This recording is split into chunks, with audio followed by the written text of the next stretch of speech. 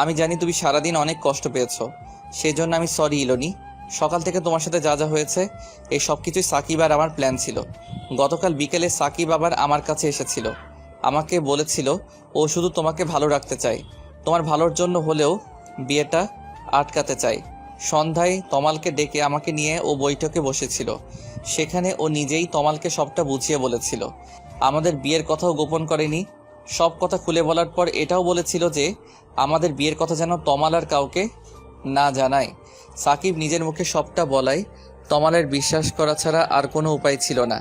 বেচারার মুখটা কালো হয়ে গিয়েছিল। তুমি ম্যারিড আর তোমার হাজবেন্ড স্বয়ং ওর সামনে, এইটুকুই ওর মোল পাল্টানোর জন্য যথেষ্ট ছিল। কিছুটা রেগেও গিয়েছিল, কিন্তু আমরা মানিয়ে নিয়েছি। অনেক কষ্টে ওকে বুঝিয়ে শুনিয়ে বলেছি ও যেন নিজে থেকে বিয়েটা ভেঙে দেয়। তারপর সিলেট চলে যাওয়ার প্ল্যানটা ওর নিজেরই ছিল, তবে ছেলেটা যে আমাদের পরিস্থিতি বুঝে ওকে সত্যিটা জানায়নি, এর জন্য ওর কাছে আমরা কৃতজ্ঞ। তারপর কাল রাতেই সাকিব তোমার আব্বুকে নিয়ে আমার বাবার সাথে কথা বলেছিল। বাবা তো নারাজ ছিল, তাকে রাজি করাতে অনেক কসরত করতে হয়েছে। এতে অবশ্য জারিনের ভূমিকা বেশি ছিল, তবে আমাদের আগের বিয়ের কথা জানানো হয়নি। কাল রাতেই কথাবার্তা বলে ঠিক করা হয়েছিল। এখন আপাতত বিয়ে পড়িয়ে রাখা হবে। আমাদের এক্সাম শেষ হলে তারপর তোমাকে আমার বাড়িতে নিয়ে আসা হবে। তার আগ পর্যন্ত তুমি তোমার বাড়িতে থাকবে। আর তোমাকে সারপ্রাইজ দেওয়ার জন্যই পরের প্ল্যানগুলো সাকিব আর আমি মিলে করেছিলাম। আসলে ডালিয়া ছাড়া বাকি সবাই এই ব্যাপারে সব কিছু জানে, কিন্তু তোমাকে বলতে বারণ করা হয়েছিল বলে কেউ মুখ খোলেনি। আমার সিম কার্ডটাও সাকিব খুলে রেখে দিয়েছে।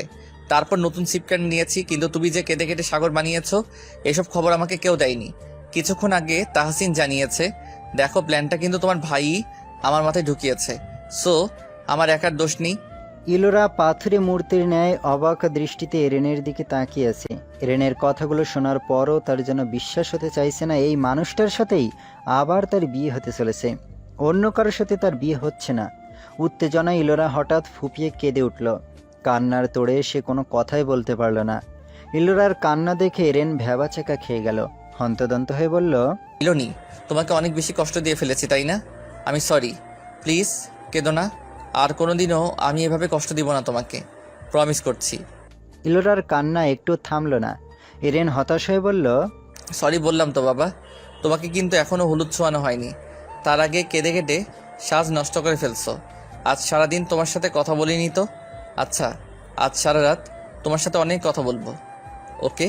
তবু কান্না থামাও ইলোনি। এটুকু বলার পরই হঠাৎ ইলোরা ফট করে ফোনটা কেটে দিল। পরপর আবার এরেনের ফোন আসার পরও ধরল না। মিনিট দুয়েক পর নিজেকে সামলে চোখের পানি মুছে ফেলল। হাসির বদলে একরাশ অভিমান এসে ভর করল তার চোখে মুখে। এই অভিমান কাউকে ভাঙাতে দিবে না সে। মনের মধ্যে পুষে রেখে বুঝিয়ে দেবে সে ঠিক কতটা কষ্ট পেয়েছে। সাকিবদের বাড়ির ছাদ বেশ জাঁকজমকপূর্ণভাবে সাজানো হয়েছে। লাল, নীল, সবুজ নানা রঙের বৈদ্যুতিক বাতির দুটিতে চারপাশ আলোকিত। ছাদের একপাশে স্টেজ করা হয়েছে। স্টেজ সাজানো হয়েছে তাজা রজনীগন্ধা আর গাঁদা ফুলে। ইতিমধ্যে বাড়ির সবাই ছাদে উপস্থিত হয়েছে। ইলোরাকে স্টেজে বসিয়ে ছোট ছোট বাচ্চা ছেলেমেয়েরা তাকে ঘিরে বসে আছে। মেয়েরা সবাই হলুদ শাড়ি আর ছেলেরা হলুদ পাঞ্জাবি পরেছে। মালিহা বেগমের কড়া নির্দেশ, বড়রা হলুদ ছোঁয়ানোর পর ছোটদের পালা। নিয়মে যেন কোনোভাবেই হেরফের না হয়। তার নির্দেশ মতো এখন স্টেজের আশেপাশে শুধু বড়দের ভিড়। তাদের হলুদ ছোঁয়ানো শেষ হওয়ার অপেক্ষায় অদূরে দাঁড়িয়ে সময় গুনছে ছোটরা। মুনা আফসারের সাথে একপাশে দাঁড়িয়ে আছে। আফসার মনোযোগ দিয়ে হলুদের অনুষ্ঠান উপভোগ করছে। মুনা মৃদুকণ্ঠে ডাকল, স্যার। আফসার মুনার দিকে না তাকিয়েই ছোট একটা শব্দ করল। আমি কি এখনো ছোট? মুনার প্রশ্ন শুনে আফসার ভ্রুকুটি করে তার দিকে তাকালো। মুনা হতাশ ভঙ্গিতে বলল, ম্যারিড হয়েও ছোটদের দলে জায়গা হলো আমার। এই দুঃখ কোথায় রাখি? আহারে আমার পিচ্ছি বউটা, তোমার কেন মনে হয় যে তুমি খুব বড় হয়ে গেছো? মনে হওয়ার কি আছে? আমার বিয়ে 6 মাস হয়ে গেছে, এখনো কি আমি ছোট আছি? আগামী 6 বছরেও তুমি বড় হও কিনা সে ব্যাপারে আমার সন্দেহ আছে। মুনা সরু চোখে তাকিয়ে বলল, কি বললেন? আবার বলেন তো। আফসার গলা ঝেড়ে বলল, না মানে, বললাম যে এখনো তুমি খুব বেশি বড় হওনি, তবে আগামী বছরের মধ্যে হয়ে যাবে, দুঃখ করো না। কিভাবে? আফসার আশেপাশে একবার চোখ বুলিয়ে মুনার দিকে কিছুটা ঝুঁকে নিচু স্বরে বলল, তুমিই তো বলেছিলে, অন্তর বলেছিল বিয়ে করে এবছরই ওকে মামা বানাতে। ওর কথা সত্যি হওয়ার কথা বলছি আর কি। মুনা চোখ মুখ কুচকে তাকাতেই আফসার হেসে বলল, আরে এভাবে তাকাচ্ছ কেন? আমি বুড়ো হয়ে যাচ্ছি দেখছো না? হন না, বুড়ো হয়ে চামড়া ঝুলে পড়ুক, তাতে আমার কি? তোমার কি মানে? আমি বাবা ডাক শুনবো চুল বেঁকে গেলে? জানি না। আফসার জোর গলায় বলল, জানতেই হবে। তার আগে যদি আমি ইন্তেকাল করি তাহলে? মুনা স্টেজের দিকে তাকিয়ে বলল, তাহলে কি আর করা, আমি আপনার চেয়ে ইয়াং কোনো হ্যান্ডসাম ছেলেকে বিয়ে করে নিব। আফসার মুনার এক হাতে মুঠোয় চেপে ধরে শক্ত গলায় বলল। আবার বলো। মুনা ঠোঁট টিপে হেসে বলল, কেন, শুনতে পাননি? কানে ডক্টর দেখান স্যার। আফসার দুঃখী গলায় বলল। ধুর, আমার বউ আমাকে একটু ভালোবাসে না। মুনা মুখ ফুলিয়ে আফসারের দিকে তাকিয়ে বলল। থামবেন আপনি? আফসার হতাশ কণ্ঠে বলল। ব্যাস, আবহাওয়া পরিবর্তন হয়ে গেল। মুনা ছোট একটা দীর্ঘশ্বাস ফেলে বলল, অন্তকে খুব মিস করছি, আজও থাকলে অনুষ্ঠান মাতিয়ে রাখতো। আফসারের মনটাও হুট করে খারাপ হয়ে গেল। মুনার শুকনো মুখের দিকে তাকিয়ে সে এক হাতে তাকে জড়িয়ে ধরে সান্ত্বনা দেওয়ার চেষ্টা করল। বড়দের হলুদ ছোঁয়ানো শেষ হতেই তারা সবাই নিচে চলে গেল। সাজিদ হোসেন আগে থেকেই বলে দিয়েছেন ছোটদের মাঝে বড়রা না থাকাই ভালো। বড়রা না থাকায় ছোটরা বেশ খুশি হলো। একে একে সবাই হলুদ ছোঁয়ানো শুরু করলো, কিন্তু ডালিয়া ছাড়া ইলোরা কারোর সাথে একটা কথাও বলছে না। বান্ধবীরা অনেক চেষ্টা করেও তার মুখ থেকে কথা বের করতে পারেনি। সে একভাবেই গাল ফুলিয়ে বসে আছে। সাকিব হলুদ ছোঁয়াতে যেতেই ইলোরা নড়ে চড়ে বসল। ভাইয়ের অভিমান ভেঙেছে কিনা সে বিষয়ে সে এখনও নিশ্চিত না। তাহসিন সেই প্রথম থেকে ফটোগ্রাফি করে চলেছে। সাকিব হলুদ ছোঁয়ানো শেষ করে উঠে যেতে নিতেই তাহসিন বলল, আরে ভাইয়া উঠছেন কেন? আরো কয়েকটা পিক তুলতে দিন, ভাবি আপনিও আসুন। তাহসিনের ডাকে অনন্যা এগিয়ে গিয়ে ইলোরার আরেক পাশে বসে পড়ল। ছবি তোলার সময় সাকিব এক হাতে ইলোরাকে আগলে ধরতেই ইলোরার হঠাৎ করেই কি হলো সে নিজেও বুঝতে পারল না। ফুপিয়ে কেঁদে উঠল। বোনকে কাঁদতে দেখে সাকিব তার মাথায় হাত বুলিয়ে দিয়ে বলল, এই এলো, কাঁদছিস কেন বোন? আরে আমি তোর ওপর একটু রেগে নেই। তাছাড়া এখনই তো তোকে অন্যের বাড়ি পাঠিয়ে দিচ্ছি না, এখানেই তো থাকবি। তাহলে এত কান্না করার কি আছে? অনন্যা ইলোরাকে সোজা করে বসিয়ে চোখের পানি মুছে দিয়ে বলল, আরে তুই 5 মাস পর্যন্ত এই বাড়িতেই থাকবি, কেটে সাজ নষ্ট করিস না তো, এখন অনেক ছবি তোলা বাকি আছে। তাহসিন হতাশ গলায় বলল। দিল আমার ফটোগ্রাফির 12টা বাজিয়ে। সাকিব স্টেজ থেকে নেমে তাহসিনের দিকে এগিয়ে গিয়ে হেসে বলল, এবার তুমি রেস্ট নাও, আমি করছি। তাহসিন যেন এমন একটা সুযোগের অপেক্ষাতেই ছিল। সাকিব বলতেই সে হাতের ক্যামেরাটা সাকিবের হাতে দিয়ে দিল। তখনই সেখানে রনি উপস্থিত হলো। সে এসেই দাঁত কেলিয়ে হেসে বলল, কি কোপাল রে বাবা, একদিনে 2 বারে হলুদ সন্ধ্যায় আমি উপস্থিত। সাকিব হেসে বলল, ও বাড়ি থেকে এসেছি। হলুদ ছোড়াছড়ি চলছে তাই চলে এসেছি। হ্যাঁ, তোরই কপাল রে মামা, বন্ধু বিয়ে নিয়ে এত প্ল্যান ছিল, অথচ আমার গুণধর বন্ধু হয়ে গেল বোনের জামাই, দিল আমার সব প্ল্যান বেচতে। রনি সাকিবের বাহু চাপড়ে বলল, থাক মামা, দুঃখ করিস না। যাক, ও যা করেছে তো করেছেই, তুই তো এখনো বাকি আছিস। রনি মেয়েকে হেসে মাথা নেড়ে বলল, হ্যাঁ, এখন তুই ফটোগ্রাফিতে মনোযোগ দে ভাই। সাকিবের সামনে থেকে তাড়াতাড়ি সরে রনি চারপাশের সন্ধানী দৃষ্টিতে তাকালো। কাঙ্ক্ষিত মুখটা চোখে পড়তেই তার মুখে হাসি ফুটল। মিথিলা একটা হলুদের বাটি হাতে নিয়ে ঘুরে ঘুরে পেছন থেকে একে ওকে হলুদ লাগিয়ে পালাচ্ছিল। কেউ একজনকে হলুদ লাগিয়ে ছাদের অপর পাশের ফাঁকা জায়গাটায় পালাতে যেতেই হঠাৎ রনি এসে তার সামনে দাঁড়ালো। মিথিলা কিছুটা ভ্যাবাচাকা খেয়ে গেল। রনি মুচকি হেসে ভুরু নাচিয়ে বলল, কি ফুসকি, এত লাফালাফি করছিস কেন?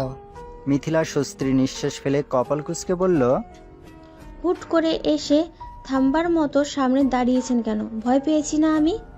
তাই নাকি? তা তুই আমাকে ভয় পাস কবে থেকে শুনি? সরুন তো। কথাটা বলে মিথিলা পাশ কেটে সরে যেতে নিতেই রনি পিছন থেকে তার এক হাত টেনে ধরে আবার সামনে দাঁড় করিয়ে দিল। তারপর মনোযোগ দিয়ে মিথিলার পা থেকে মাথা পর্যন্ত দৃষ্টি বুলাতে লাগলো। মিথিলা চাপা স্বরে বলল, ফুটবলের মতো চোখ করে কি দেখছেন এভাবে? চোখ তুলে হাতে ধরিয়ে দিব, বেশরম লোক। রনি ঠোঁট কামড়ে কিছু একটা ভেবে বলল, তুই যা মনে করিস আমি তাই, তবে সেটা শুধুই তোর কাছে, অন্য সবার কাছে আমি নিতান্তই ভদ্র ছেলে। হ্যাঁ, আমি ছাড়া সবার সামনে তো ভদ্রতা বজায় রেখে চলেন। তোর সামনে আমি ভদ্র সাজতে চাই না ফুসকি। যাই হোক, এমন বুদনি সেজেছিস কেন? মিথিলা মুখ বাঁকিয়ে বলল, ভূতকে বশ করতে মারার জন্য। ও আচ্ছা, বুটকি তো বস করে বসে আছিস সে কবে থেকেই। ঘুরে ঘুরে সবাইকে হলুদ লাগাচ্ছিস, আর তোর চেহারায় একটা ফুটটাও হলুদ দেখছি না। কেউ লাগাতে এলো না? মিথিলা দুষ্টু হেসে বলল। লাগাবে কি করে? কাউকে সুযোগ দিয়েছি নাকি? রনি এক ভুরু উঁচিয়ে দুপা এগিয়ে আসতে আসতে বলল, আচ্ছা, কেউ যে সুযোগ পাবে না, আমি তো সেটা পেতেই পারি। কি বলিস? রনির কথা শুনে মিথিলা পেছন ফিরে ভো দৌড় দিতে গিয়েও পারল না। তার আগেই রনি তার এক হাত মুঠোয় চেপে ধরে হ্যাঁচকা টানে কাছে নিয়ে এলো। মিথিলার পিঠ রনির বুকের কাছে গিয়ে ঠেকল। মুহূর্তে মিথিলার হৃদস্পন্দনের গতি দ্বিগুণ বেড়ে গেল। রনির কাছ থেকে সরে যেতে চাইতেই রনি আরেক হাতে মিথিলার হাতের বাটি থেকে কিছুটা হলুদ নিয়ে গালে লাগিয়ে দিল। মিথিলা চোখ দুটো বন্ধ করে প্রিয় মানুষটার স্পর্শ অনুভব করল। অবচেতন মনে রনির হাতটা মিথিলার গাল থেকে গলায় নেমে আসতেই মিথিলা সিটকে সরে দাঁড়ালো। রনিও কিছুটা অপ্রস্তুত হয়ে পড়ল। মিথিলা লাজুক হেসে এদিক ওদিক না তাকিয়ে রনির সামনে থেকে ছুটে চলে গেল। রনিও মুচকি হেসে মিথিলার পিছু নিল। তাহসিন খেয়াল করল অনেকক্ষণ যাবৎ ইলোরার ফুফাতো ভাইটা ডালিয়ার পিছনে লেগেই আছে। ডালিয়াও কোনো রকম আপত্তি ছাড়াই ছেলেটার সাথে হেসে হেসে গল্প করছে। এতটুকু পর্যন্ত তবু ঠিক ছিল, কিন্তু ওই ছেলে ডালিয়ার গালে হলুদ ছোঁয়াতে তাহসিন জ্বলে উঠল। নাদিয়া একটা হলুদের বাটি হাতে অদূরেই দাঁড়ানো ছিল। তাহসিন হঠাৎ নাদিয়ার হাত থেকে হলুদের বাটিটা ছো মেরে নিয়ে ডালিয়ার দিকে এগিয়ে গেল। ডালিয়া তখন গল্পে মশগুল। তাহসিন ডালিয়ার ঠিক পিছনে দাঁড়িয়ে বাটি থেকে অনেকটা হলুদ নিয়ে ডালিয়ার সমস্ত মুখে মাখিয়ে দিল। আকস্মিক ঘটনায় ডালিয়া লাফিয়ে উঠে পিছনে ফিরে তাকালো। কোনো রকমে চক্ষু দুটো মুছে তাহসিনের দিকে সে হতভম্ব হয়ে তাকিয়ে রইল। তাহসিন বাঁকা হেসে বলল, ইস, পুরো মুখে লেগে গেল। খেয়াল করিনি রে, কষ্ট করে নিচে গিয়ে মুখটা ধুয়ে আয়। পাশ থেকে রাফিন বলে উঠল। ডালিয়া ভ্রুকুটি করে তাহসিনের মুখের দিকে তাকিয়ে থেকে হয়তো কিছু আঁচ করতে পারল। সে হালকা হেসে বলল, সমস্যা নেই, আমি ধুয়ে আনছি।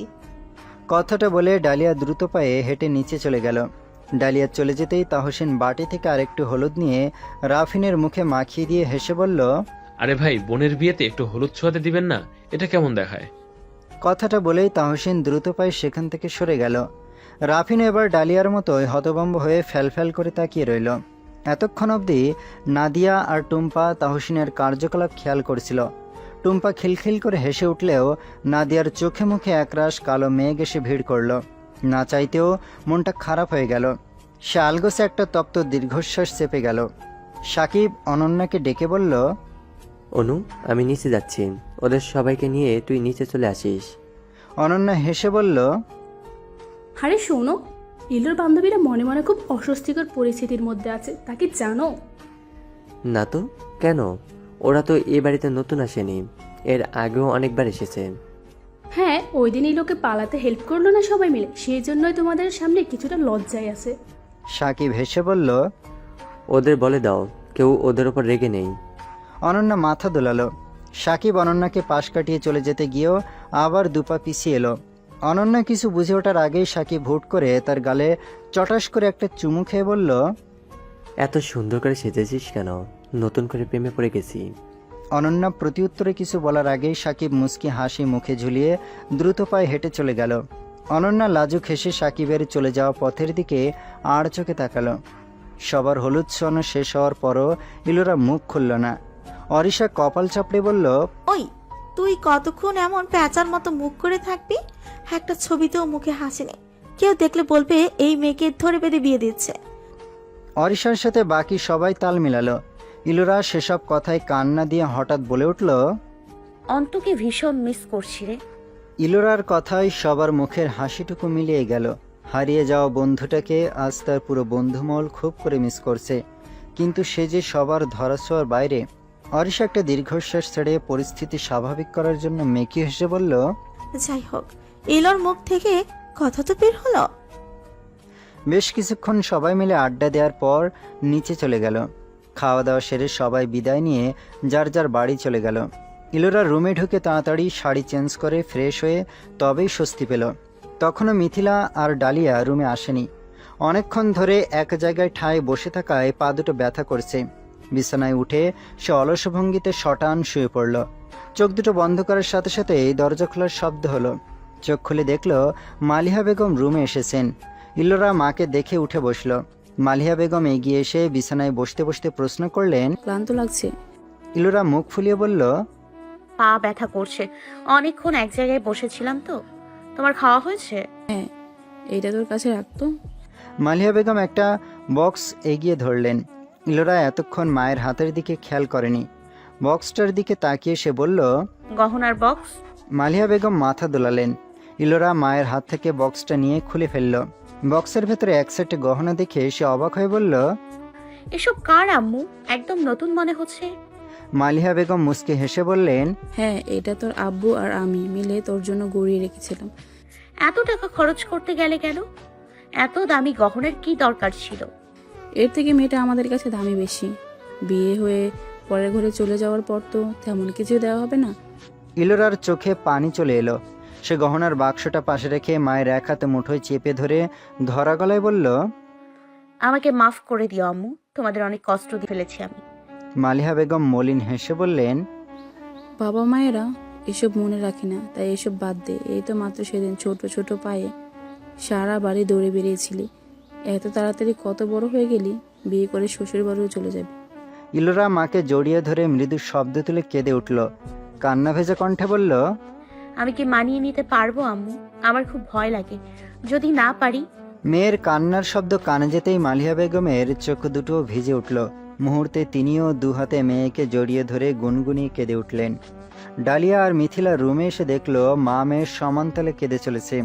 তারা এগিয়ে গিয়ে মালিহা বেগমকে বুঝিয়ে শুনিয়ে কান্না থামালো। রাত অনেক হয়েছে ভেবে মালিহা বেগম চলে গেলেন। ডালিয়া আর মিথিলা তাদের পরনের শাড়ি চেঞ্জ করতে লেগে পড়ল। ইলোরা গহনার বাক্সটা আলমারিতে তুলে রেখে ফোন খুঁজে বের করল। পাওয়ার বাটন অন করে দেখল এরেন এই পর্যন্ত 5 বার কল করেছে। ইলোরা সেদিকে খেয়াল না দিয়ে বিছানায় উঠে শিওরের কাছে ফোনটা রেখে শুয়ে পড়ল। চোখ বন্ধ করতেই ফোনটা ভাইব্রেট করে উঠল। ইলোরা চোখ খুলে ফোনের দিকে তাকালো। স্ক্রিনে এরেনের নামটা দেখেই ফোনটা কেটে দিল। পরপর আবার কল আসতেই সে ফোনটা সুইচ অফ করে রাখল। মনে তার একরাশ অভিমান জমা হয়ে আছে। এ অভিমান তো এত সহজে ভাঙার নয়। ইলোরা চোখ বন্ধ করে আগামীকালের নতুন সকালের কথা ভেবে মৃদু হাসল। কাল থেকে আবার নতুনভাবে নতুন উদ্যমে প্রিয় মানুষটার সাথে পথ চলা শুরু হবে। এবার থেকে আর কোনো লুকোচুরি থাকবে না, থাকবে না কোনো বাধা। সম্পর্কটা হবে সম্পূর্ণ স্বাধীন। দ্বিতীয়বার পুনরায় আবার বিয়ে হলো এরেন ইলোরার, কিন্তু এবারের অনুভূতিগুলো সম্পূর্ণ অন্যরকম ছিল। কারণ প্রথমবার বিয়েটা আকস্মিক দুর্ঘটনায় হয়েছিল, তাই কোনো অনুভূতিও ছিল না তাতে। এবারে দুজনের মত আছে বলে অনুভূতিগুলো মাথাছাড়া দিয়ে উঠেছে। রেজিস্ট্রি পেপারে সাইন করার সময় ইলোরা কান্নায় ভেঙে পড়েছিল। এই মুহূর্তগুলো যে কোনো মেয়ের জন্যই কষ্টকর। শিশুকাল থেকে যেই পরিবারে বড় হয় সেই পরিবার ছেড়ে অন্য একটা পরিবারকে আপন করে নেওয়াটা খুব সহজ কাজ নয়। বিয়ের ঝামেলা মিটিয়ে সন্ধ্যার দিকে এরেনের বাবা মা আর আত্মীয় স্বজন সবাই বাড়ি ফিরে গিয়েছেন। এরেনের সাথে জারিন আর তার 4 জন কাজিন রয়ে গেছে। রাতের খাবারের পর আস্তে আস্তে বাড়ি ফাঁকা হতে শুরু করলো। ইলোরার বন্ধুমহলও বিদায় নিয়ে চলে গেল। রাত 9টার দিকে ছোটরা সবাই ইলোরার রুমে আসর বসালো। উদ্দেশ্য বাসর ঘরে বিঘ্ন ঘটানো। প্ল্যানটা অবশ্য রনির। বাসর ঘর সাজানো হয়েছে, তাই সবাই বড় পার্টি বিছিয়ে মেঝেতে গোল হয়ে বসল। ইলোরা এরেনের পাশে দীর্ঘক্ষণ বসে থাকলেও এখনও সে মুখ খোলেনি। এরেন ফিসফিস করে বারবার ডাকা সত্ত্বেও সে ফিরেও তাকায়নি। হতাশ হয়ে এরেন ডাকাডাকি বন্ধ করে দিয়েছে। আপাতত সবার পূর্ণ মনোযোগ আড্ডায়। সবাই মিলে সিদ্ধান্ত নিয়েছে গানের কলি খেলবে। সিদ্ধান্ত মতো শুরুও করে দিল। একজন একটা গান গাইছে, সেই গানের শেষ অক্ষর দিয়ে অপরজন গাইছে। গানে গানে আড্ডা বেশ জমজমাট হয়ে উঠেছে। এদিকে গানের তালে তালে যে ঘন্টার পর ঘন্টা পার হয়ে গেছে সে খেয়াল কারোর নেই। ইলোরাও আড্ডায় মশগুল হয়ে আছে। এরেন গালে হাত দিয়ে সবার কীর্তি দেখে যাচ্ছে। এরা সবাই যে তার বাঁশির রাতটা ভেস্তে দেওয়ার মতলবে আছে তা তার বুঝতে বাকি নেই। অথচ এতে তার বউয়ের কোনো ভ্রুক্ষেপই নেই। বেচারা এরেন শুধু সময় গুনছে কখন এই আড্ডা শেষ হবে। ঘড়ির কাঁটা যখন 12টার দাগ ছিল, সাকিব হুট করে উঠে দাঁড়িয়ে অনন্যাকে উদ্দেশ্য করে বলল, অনু, অনেক রাত হয়েছে, আবার উঠো। সাকিব বলার সাথে সাথে অনু উঠে পড়ল। রনি হন্তদন্ত হয়ে উঠে সাকিবকে টেনে ধরে নিচু স্বরে বলল, ওই দোস্ত, এত তাড়াতাড়ি কই যাস? সাকিবও নিচু স্বরে বলল, শালা, নিজে বোনের বাসর করে বড় ভাই বসে থাকলে কেমন দেখায়? এতক্ষণ আটকে রাখছিস, এখন সার। আরে আমরা তো বন্ধুর বাসর ঘরে আছি। থাক তুই, আমার আর টানিস না, মান সম্মান কিছু থাকবে না আমার। সাকিব রনির হাত ছাড়িয়ে দ্রুত রুম থেকে বেরিয়ে গেল। পিছন পিছন অনন্যাও চলল। রনি পিছন থেকে বলল, ভাবি তুমি অন্তত থাকো। অনন্যা যেতে যেতে বলল, মাফ করেন ভাই। রনি বিরক্তি নিয়ে পুনরায় নিজের জায়গায় গিয়ে বসে পড়ল। জারিন এরেনের মুখের দিকে তাকিয়ে ঠোঁট টিপে হেসে সে উঠে পড়ল। তার দেখা দেখি তার কাজিনরা উঠে পড়ল।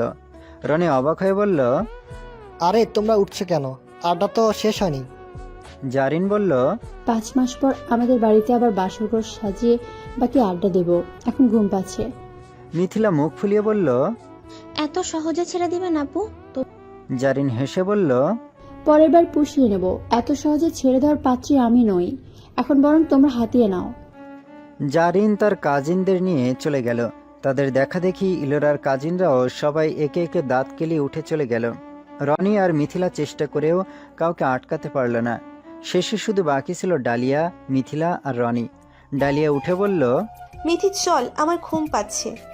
মিথিলা বলল, তোমার ঘুম পাচ্ছে তো তুমি যাও, আমাকে ডাকছো কেন? ডালিয়া মিথিলার হাত টানতে টানতে বলল, আরে চল না, মেহমানদের বিছানা গুছিয়ে দিই। মিথিলা তেড়াভাবে বলল, তার জন্য অনু আপি আছে, তোমার ইচ্ছে থাকলে তুমিও যাও, আমি যাচ্ছি না, সব সাধু হয়ে গেছে। ডালিয়া চেষ্টা করেও মিথিলাকে টেনে তুলতে পারল না। হতাশ হয়ে সে নিজেই চলে গেল। মিথিলা আর রনি গো ধরে বসে রইল। ইলোরা ভ্রুকুটি করে ওদের দিকে তাকিয়েছে। রেন ভুরু উঁচিয়ে বলল, আপনাদের কি এই রুমে ঘুমানোর ইচ্ছা আছে? রনি হাই তুলে বলল, আমাদের হাতে কিছু গুজে দেন, আমরা চুপচাপ চলে যাই। সবাই তো বোকার মতো চলে গেল আমার প্ল্যানে জল ঢেলে দিয়ে। রেন প্রশ্ন করল, কত? মিথিলা ফট করে বলে উঠল, দুজনকে 10-10 দিলেই হবে। ইলোরা অবাক হয়ে মিথিলার মুখের দিকে তাকালো। রেন মাথা দুলিয়ে পকেট থেকে ওয়ালেট বের করলো। মিথিলা আর রনি উৎসুক দৃষ্টিতে তাকিয়ে রইল। রেন ওয়ালেট থেকে দুটো 10 টাকার নোট বের করে দুজনের সামনে ধরে বলল, নিন, দুজনে 10-10। রনি আর মিথিলা চোখ বড় করে ফেলল। ইলোরা ঠোঁট টিপে হাসছে। রনি শক্ত মুখে বলল, শালা, এমন দিনও কিট্টামি করস? তোর তো বাসরাত ক্যান্সেল। রেন বলল, তুই ক্যান্সেল করার কে? আমি বিলেন্ট। মিথিলা বলল, এটা ঠিক না ভাইয়া, এত সহজে কিন্তু আমরা ছাড়ছি না। রেন গলা ঝাড়া দিয়ে বলল, রনি, বলছি যে তোরও কিন্তু একদিন বাসর হবে। আমি ভাবছি তোর বিয়ে যদি না হয় তাহলে বাসর হবে কিভাবে? রনি সন্দেহান কণ্ঠে বলল, কি বলতে চাস? তোর বিয়েতে যদি আমি ভিলেন হয়ে দাঁড়াই না তাহলে কিন্তু তোর হাওয়া ফুস মামা। রনি চোখ গোলাকার করে বলল, শালা, ব্ল্যাকমেল শুরু করছস? তুই জীবনেও ভালো হবি না। মিথি উঠ। রনি মিথিলাকে উঠতে বলে নিজে উঠে পড়ল। মিথিলা কপাল কুঁচকে বলল, মোটেও না, আপনি ছাড়লেও আমি ছাড়বো না। রনি মিথিলার হাত ধরে জোর করে টেনে নিয়ে যেতে যেতে বলল, আমার সব স্বপ্নে বাঁশ দিয়ে দিব, বোঝার চেষ্টা কর ফুসকি। এরেন শব্দ করে হেসে উঠল। পরক্ষণে ইলোরার মুখের দিকে তাকিয়ে থেমে গেল। কিছুটা ঝুঁকে এসে বলল, হাই ম্যাম, রাগ কমেছে? ইলোরা এক নজর এরেনের দিকে তাকিয়ে গুমোটো মুখে উঠে দাঁড়ালো। এরেনও উঠে দাঁড়াতেই সে দ্রুত পায়ে গিয়ে ড্রেসিং টেবিলের সামনে দাঁড়ালো। তারপর একটা একটা করে গহনা খুলতে লাগলো। এরেন গিয়ে দরজা বন্ধ করে ধীর পায়ে এগিয়ে গিয়ে ইলোরার পাশে দাঁড়ালো। ইলোরা তার দিকে না তাকিয়ে চুপচাপ গহনা খোলায় মনোযোগ দিল। এরেনও চুপচাপ দাঁড়িয়ে এক দৃষ্টিতে ইলোরার দিকে তাকিয়ে রইল। ইলোরা একটা একটা করে সব গহনা খুলে চুল খুলতে লাগলো। চুল এত ক্লিপ দিয়ে আটকানো হয়েছে যে খুলতে গিয়ে বারবার প্যাঁচ লেগে যাচ্ছে। ইলোরার বিরক্তি এসে গেল। মুখে একরাশি বিরক্তি নিয়েই সে ক্লিপগুলো টেনে টেনে খোলার চেষ্টা করলো। বিধায় ক্লিপের সাথে চুলও ছিঁড়ে চলে এলো। এরেন দুপায়ে এগিয়ে গিয়ে ইলোরার হাত ধরে আটকে দিয়ে বলল, চুল ছিঁড়ে যাচ্ছে, আমি খুলে দিচ্ছি। ইলোরা থেমে গেল। চুল থেকে হাত নামিয়ে সে চুপচাপ দাঁড়িয়ে রইল। আপাতত সে এই বিরক্তি থেকে মুক্তি পেলেই বাঁচে। এরেন মুচকি হেসে ইলোরার চুল থেকে সযত্নে একটা একটা করে ক্লিপ খুলে দিল। ক্লিপ খোলা শেষ করে চুলগুলো পিঠে ছড়িয়ে দিল। তারপর হুট করে ইলোরার দুহাত নিজের মুঠোবন্দি করে কাঁধে থুতনি রাখল। সঙ্গে সঙ্গে ইলোরা এরেনের থেকে সরে যাওয়ার চেষ্টা করল। এরেন মুচকি হেসে বলল, বৃথা চেষ্টা করে লাভ নেই ম্যাম, আমি না ছাড়লে আপনি সরতে পারবেন না। ইলোরা আর চোখে একবার আয়নার দিকে তাকালো। এরেনও আয়নার দিকে তাকিয়েছিল বিধায় চোখাচোখি হয়ে গেল। ইলোরা দ্রুত দৃষ্টি ফিরিয়ে হাত মোচড়াতে লাগলো। এরেন ইলোরার মাথায় একটা চুমু খেয়ে ছেড়ে দিয়ে বলল, ফ্রেশ হয়ে আসো। ইলোরা গাল ফুলিয়ে দ্রুত পায়ে গিয়ে আলমারি খুলল। একটা 3 পিস বের করতে এই পিছন থেকে এরেন বলল, চেঞ্জ করো না, শাড়িতে সুন্দর লাগছে।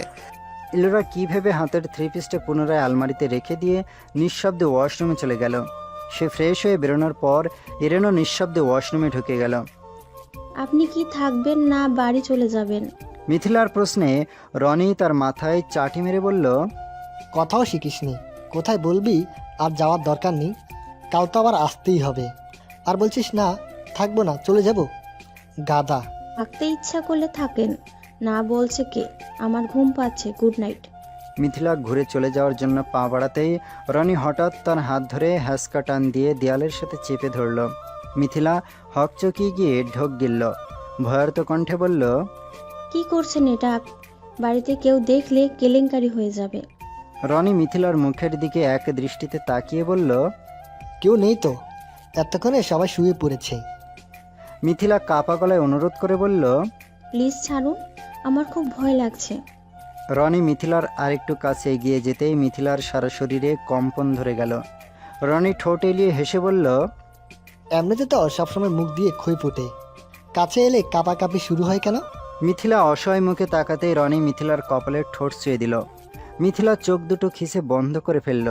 রনি হেসে মিথিলাকে ছেড়ে চলে যাওয়ার জন্য ঘুরে দাঁড়াতেই সামনে জারিনকে চোখে পড়ল। জারিনের চোখ দুটো ছলছল করছে। রনি এক নজর তাকিয়ে দ্রুত পায়ে হেঁটে সেখান থেকে সরে গেল।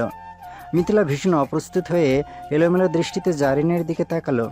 জারিন ধীর পায়ে এগিয়ে এসে মিথিলার সামনে দাঁড়ালো। মিথিলা জিভ দিয়ে শুকনো ঠোঁটটা ভিজিয়ে নিয়ে মৃদু কণ্ঠে বলল, আপনার কি কিছু লাগছে আপু? জারিন মিথিলার প্রশ্নটা এড়িয়ে গিয়ে মিথিলার কপালে হাত রাখল। মিথিলা কিছুটা চমকে উঠল। জারিন মিথিলার কপাল থেকে হাত নামিয়ে মলিন হেসে বলল, ভয় পেও না, তোমার কপাল মাপছিলাম, শুনেছি কপাল 5 আঙ্গুল হলে তারা সৌভাগ্যবতী হয়, যদিও এটা কুসংস্কার, তবে তোমার কপাল 5 আঙ্গুল না হলেও ভাগ্যটা সত্যিই বিশাল। মিথিলা অবাক হয়ে ফ্যালফ্যাল করে জারিনের মুখের দিকে তাকিয়ে রইল। রনির মুখে সে শুনেছিল জারিন রনিকে ভালোবাসে, কিন্তু এই মুহূর্তে তার এসব কথার অর্থ মিথিলার কাঁচা মস্তিষ্কে ঠিক ঢুকলো না। জারিন ছোট একটা দীর্ঘশ্বাস ফেলে মিষ্টি হেসে বলল, 1 গ্লাস পানি খাওয়াবে? মিথিলা মাথা দুলিয়ে বলল, হ্যাঁ হ্যাঁ, এখনই নিয়ে আসছি। এরেন ফ্রেশ হয়ে ওয়াশরুম থেকে বেরিয়ে দেখলো ইলোরা বিছানার এক পাশে গুটিসুটি মেরে শুয়ে আছে। এরেন ভালো করে জানে ইলোরা ঘুমায়নি, শুধু শুধু চোখ বন্ধ করে পড়ে আছে। এরেন মুস্কি হেসে এগিয়ে গিয়ে ইলোরার পাশে বসলো। শরীরে টকটকে লাল বেনারসি শাড়ি জড়ানো, খোলা চুল, মুখে একরাশ স্নিগ্ধতা জড়িয়ে থাকা মেয়েটা শুধুই তার ব্যক্তিগত মানুষ। ইলোরাকে সূক্ষ্ম চোখে নিরীক্ষণ করে এরেন ইলোরার দুপাশে হাত রেখে মুখের কাছে ঝুঁকে পড়তেই ইলোরা ফট করে চোখ খুলে ফেলল। এরেন পাঞ্জাবি খুলে রাখায় স্যান্ডো গেঞ্জির ফাঁক দিয়ে তার লোমশ বুকটায় আগে চোখে পড়ল। এরেনকে এত কাছে দেখে সে লাফিয়ে উঠে বসল। এরেন সোজা হয়ে বসে বলল, হাজবেন্ডকে দেখে এমন লাফিয়ে উঠতে হয় বোকামে? ইলোরা মুখ ফুলিয়ে পা ভাঁজ করে বসল। এরেন ইলোরার দিকে এগিয়ে যেতেই ইলোরা পিছিয়ে যেতে যেতে মৃদু কণ্ঠে বলল, এগোচ্ছ কেন? এরেন দুষ্টু হেসে বলল, এটা আবার জিজ্ঞেস করা লাগে নাকি? আজ আমাদের ফুলসজ্জার রাত না, এমন রাতে কি হাত পা গুটিয়ে বসে থাকবো? এরেন ইলোরার কাছাকাছি যেতেই ইলোরা পাশ থেকে একটা বালিশ এনে মাঝে রেখে এরেনকে বাধা দিয়ে অভিমানী গলায় বলল, একদম এগোবে না, আমি কিন্তু রেগে আছি। এরেন দুষ্টু হাসি মুখে ঝুলিয়েই বালিশটা টান দিয়ে সরিয়ে বলল, রাগলে তোমাকে আরো সুন্দর লাগে গো বউ। ইলোরা এবার গিয়ে খাটের সাথে ঠেকল। আর কোনো পথ না পেয়ে সে এরেনের বুকে হাত দিয়ে আটকানোর চেষ্টা করে বলল, মিষ্টি মিষ্টি কথা বলার দরকার নেই, কাছে আসবে না বলছি। আমার বউয়ের কাছে আমি আসবো, তাতে তোমার কি? কথাটা বলতে বলতে এরেন হুট করে ইলোরাকে কোলে তুলে উঠে দাঁড়িয়ে ব্যালকনির দিকে হাঁটা দিল। ইলোরা হাত পা ছুড়ে বলল, আরে পড়ে যাবো, নামাও বলছি।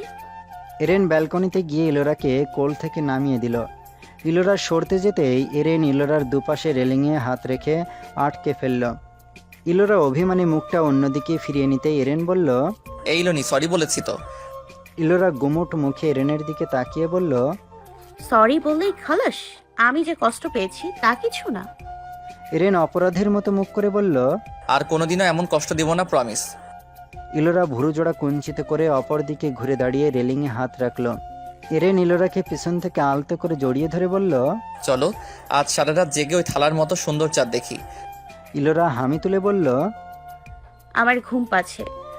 এরেন কপাল কুঁচকে তাকিয়ে বলল, তুমি আসলে আনরোমান্টিক। ইলোরা বাইরের দিকে দৃষ্টি রেখে বলল, তো বিয়ে করেছো কেন? রোমান্টিক কোনো স্মার্ট মেয়েকে বিয়ে করতে। এরেন সশব্দে একটা দীর্ঘশ্বাস ছেড়ে বলল, কি করবো, আমার যে এই আনরোমান্টিক মেয়েটাকে ছাড়া চলবেই না।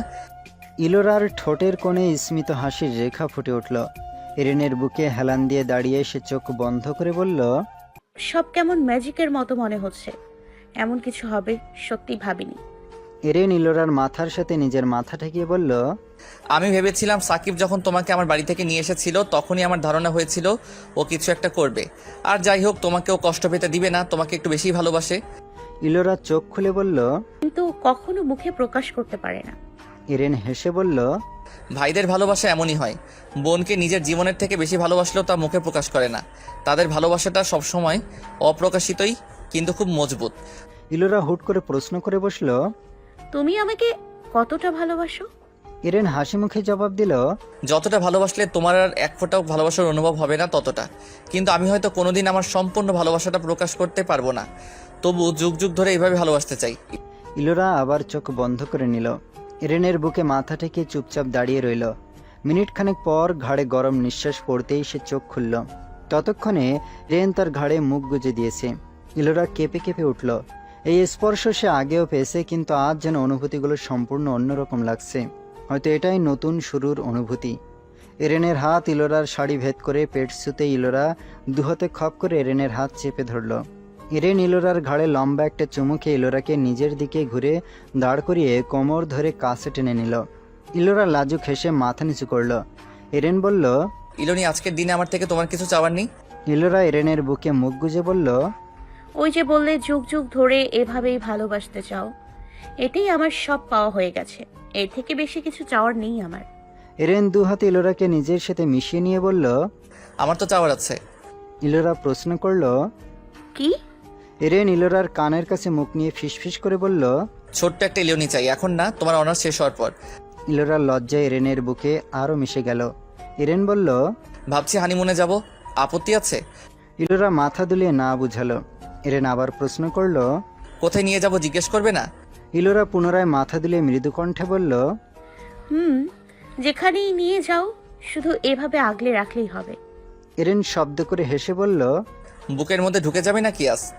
তুমি তো বলো আমাকে বুকের মধ্যে ঢুকিয়ে রাখতে ইচ্ছে করে। তা তো করেই। ইলোরা কিছুক্ষণ চুপ থেকে আবার বলল, আমি কতটা ভয় পেয়েছিলাম জানো, দম বন্ধ করা পরিস্থিতি ছিল। কোনোভাবে ওই লোকটার সাথে বিয়ে হলে সত্যি সত্যি মরে যেতাম। এরেন ইলোরাকে আরেকটু চেপে ধরে কপট রাগ দেখিয়ে বলল, চুপ, আমি তোমাকে এত সহজে ছাড়তাম ভেবেছো? তবে হ্যাঁ, যদি আটকাতে না পারতাম তাহলে খুব সুন্দরী একটা মেয়ে দেখে বিয়ে করে নিতাম। ইলোরা এরেনের বুক থেকে মাথা উঠিয়ে ভ্রুকুটি করে তাকিয়ে বলল, মনে মনে এসব চলে? এরেন হেসে ইলোরার কোমর থেকে হাত সরিয়ে তার মুখটা দুহাতে তুলে ধরল।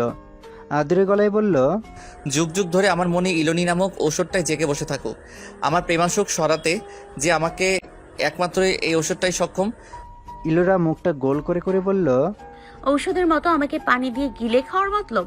সম্ভব হলে তো তাই করতাম। এটা যে আমার একান্তই ব্যক্তিগত ওষুধ। আচ্ছা, আমার ওষুধটা এত সুন্দর কেন বলো তো? ইলোরা মুচকি হেসে বলল, তোমার দৃষ্টি সুন্দর বলে। ইস, আমার না এখন খুব আফসোস হচ্ছে। কেন? ওই যে আগেই বাসর করে ফেললাম, তখন কি আর জানতাম তার 2 দিন পর সত্যি সত্যি বাসর হবে? আজ আমাদের প্রথম বাসর রাত। আহারে। ইলোরা এরেনের বুকে হালকা করে ঘুষি মেরে বলল, শুরু হয়ে গেছে অসভ্যের মতো কথা। এরেন হেসে ইলোরাকে নিজের সাথে জড়িয়ে নিয়ে হাজারো কথামালা সাজাতে লাগলো। ইলোরাও এরেনের বুকে মাথা রেখে তার সাথে গল্প করতে মশগুল হলো। এভাবে অনেকটা সময় পার করার পর এরেন হঠাৎ মৃদুস্বরে ডাকলো, ইলোনি। ইলোরা ছোট করে সাড়া দিল। আজ আমাদের সম্পর্কটা নতুনভাবে শুরু হয়েছে।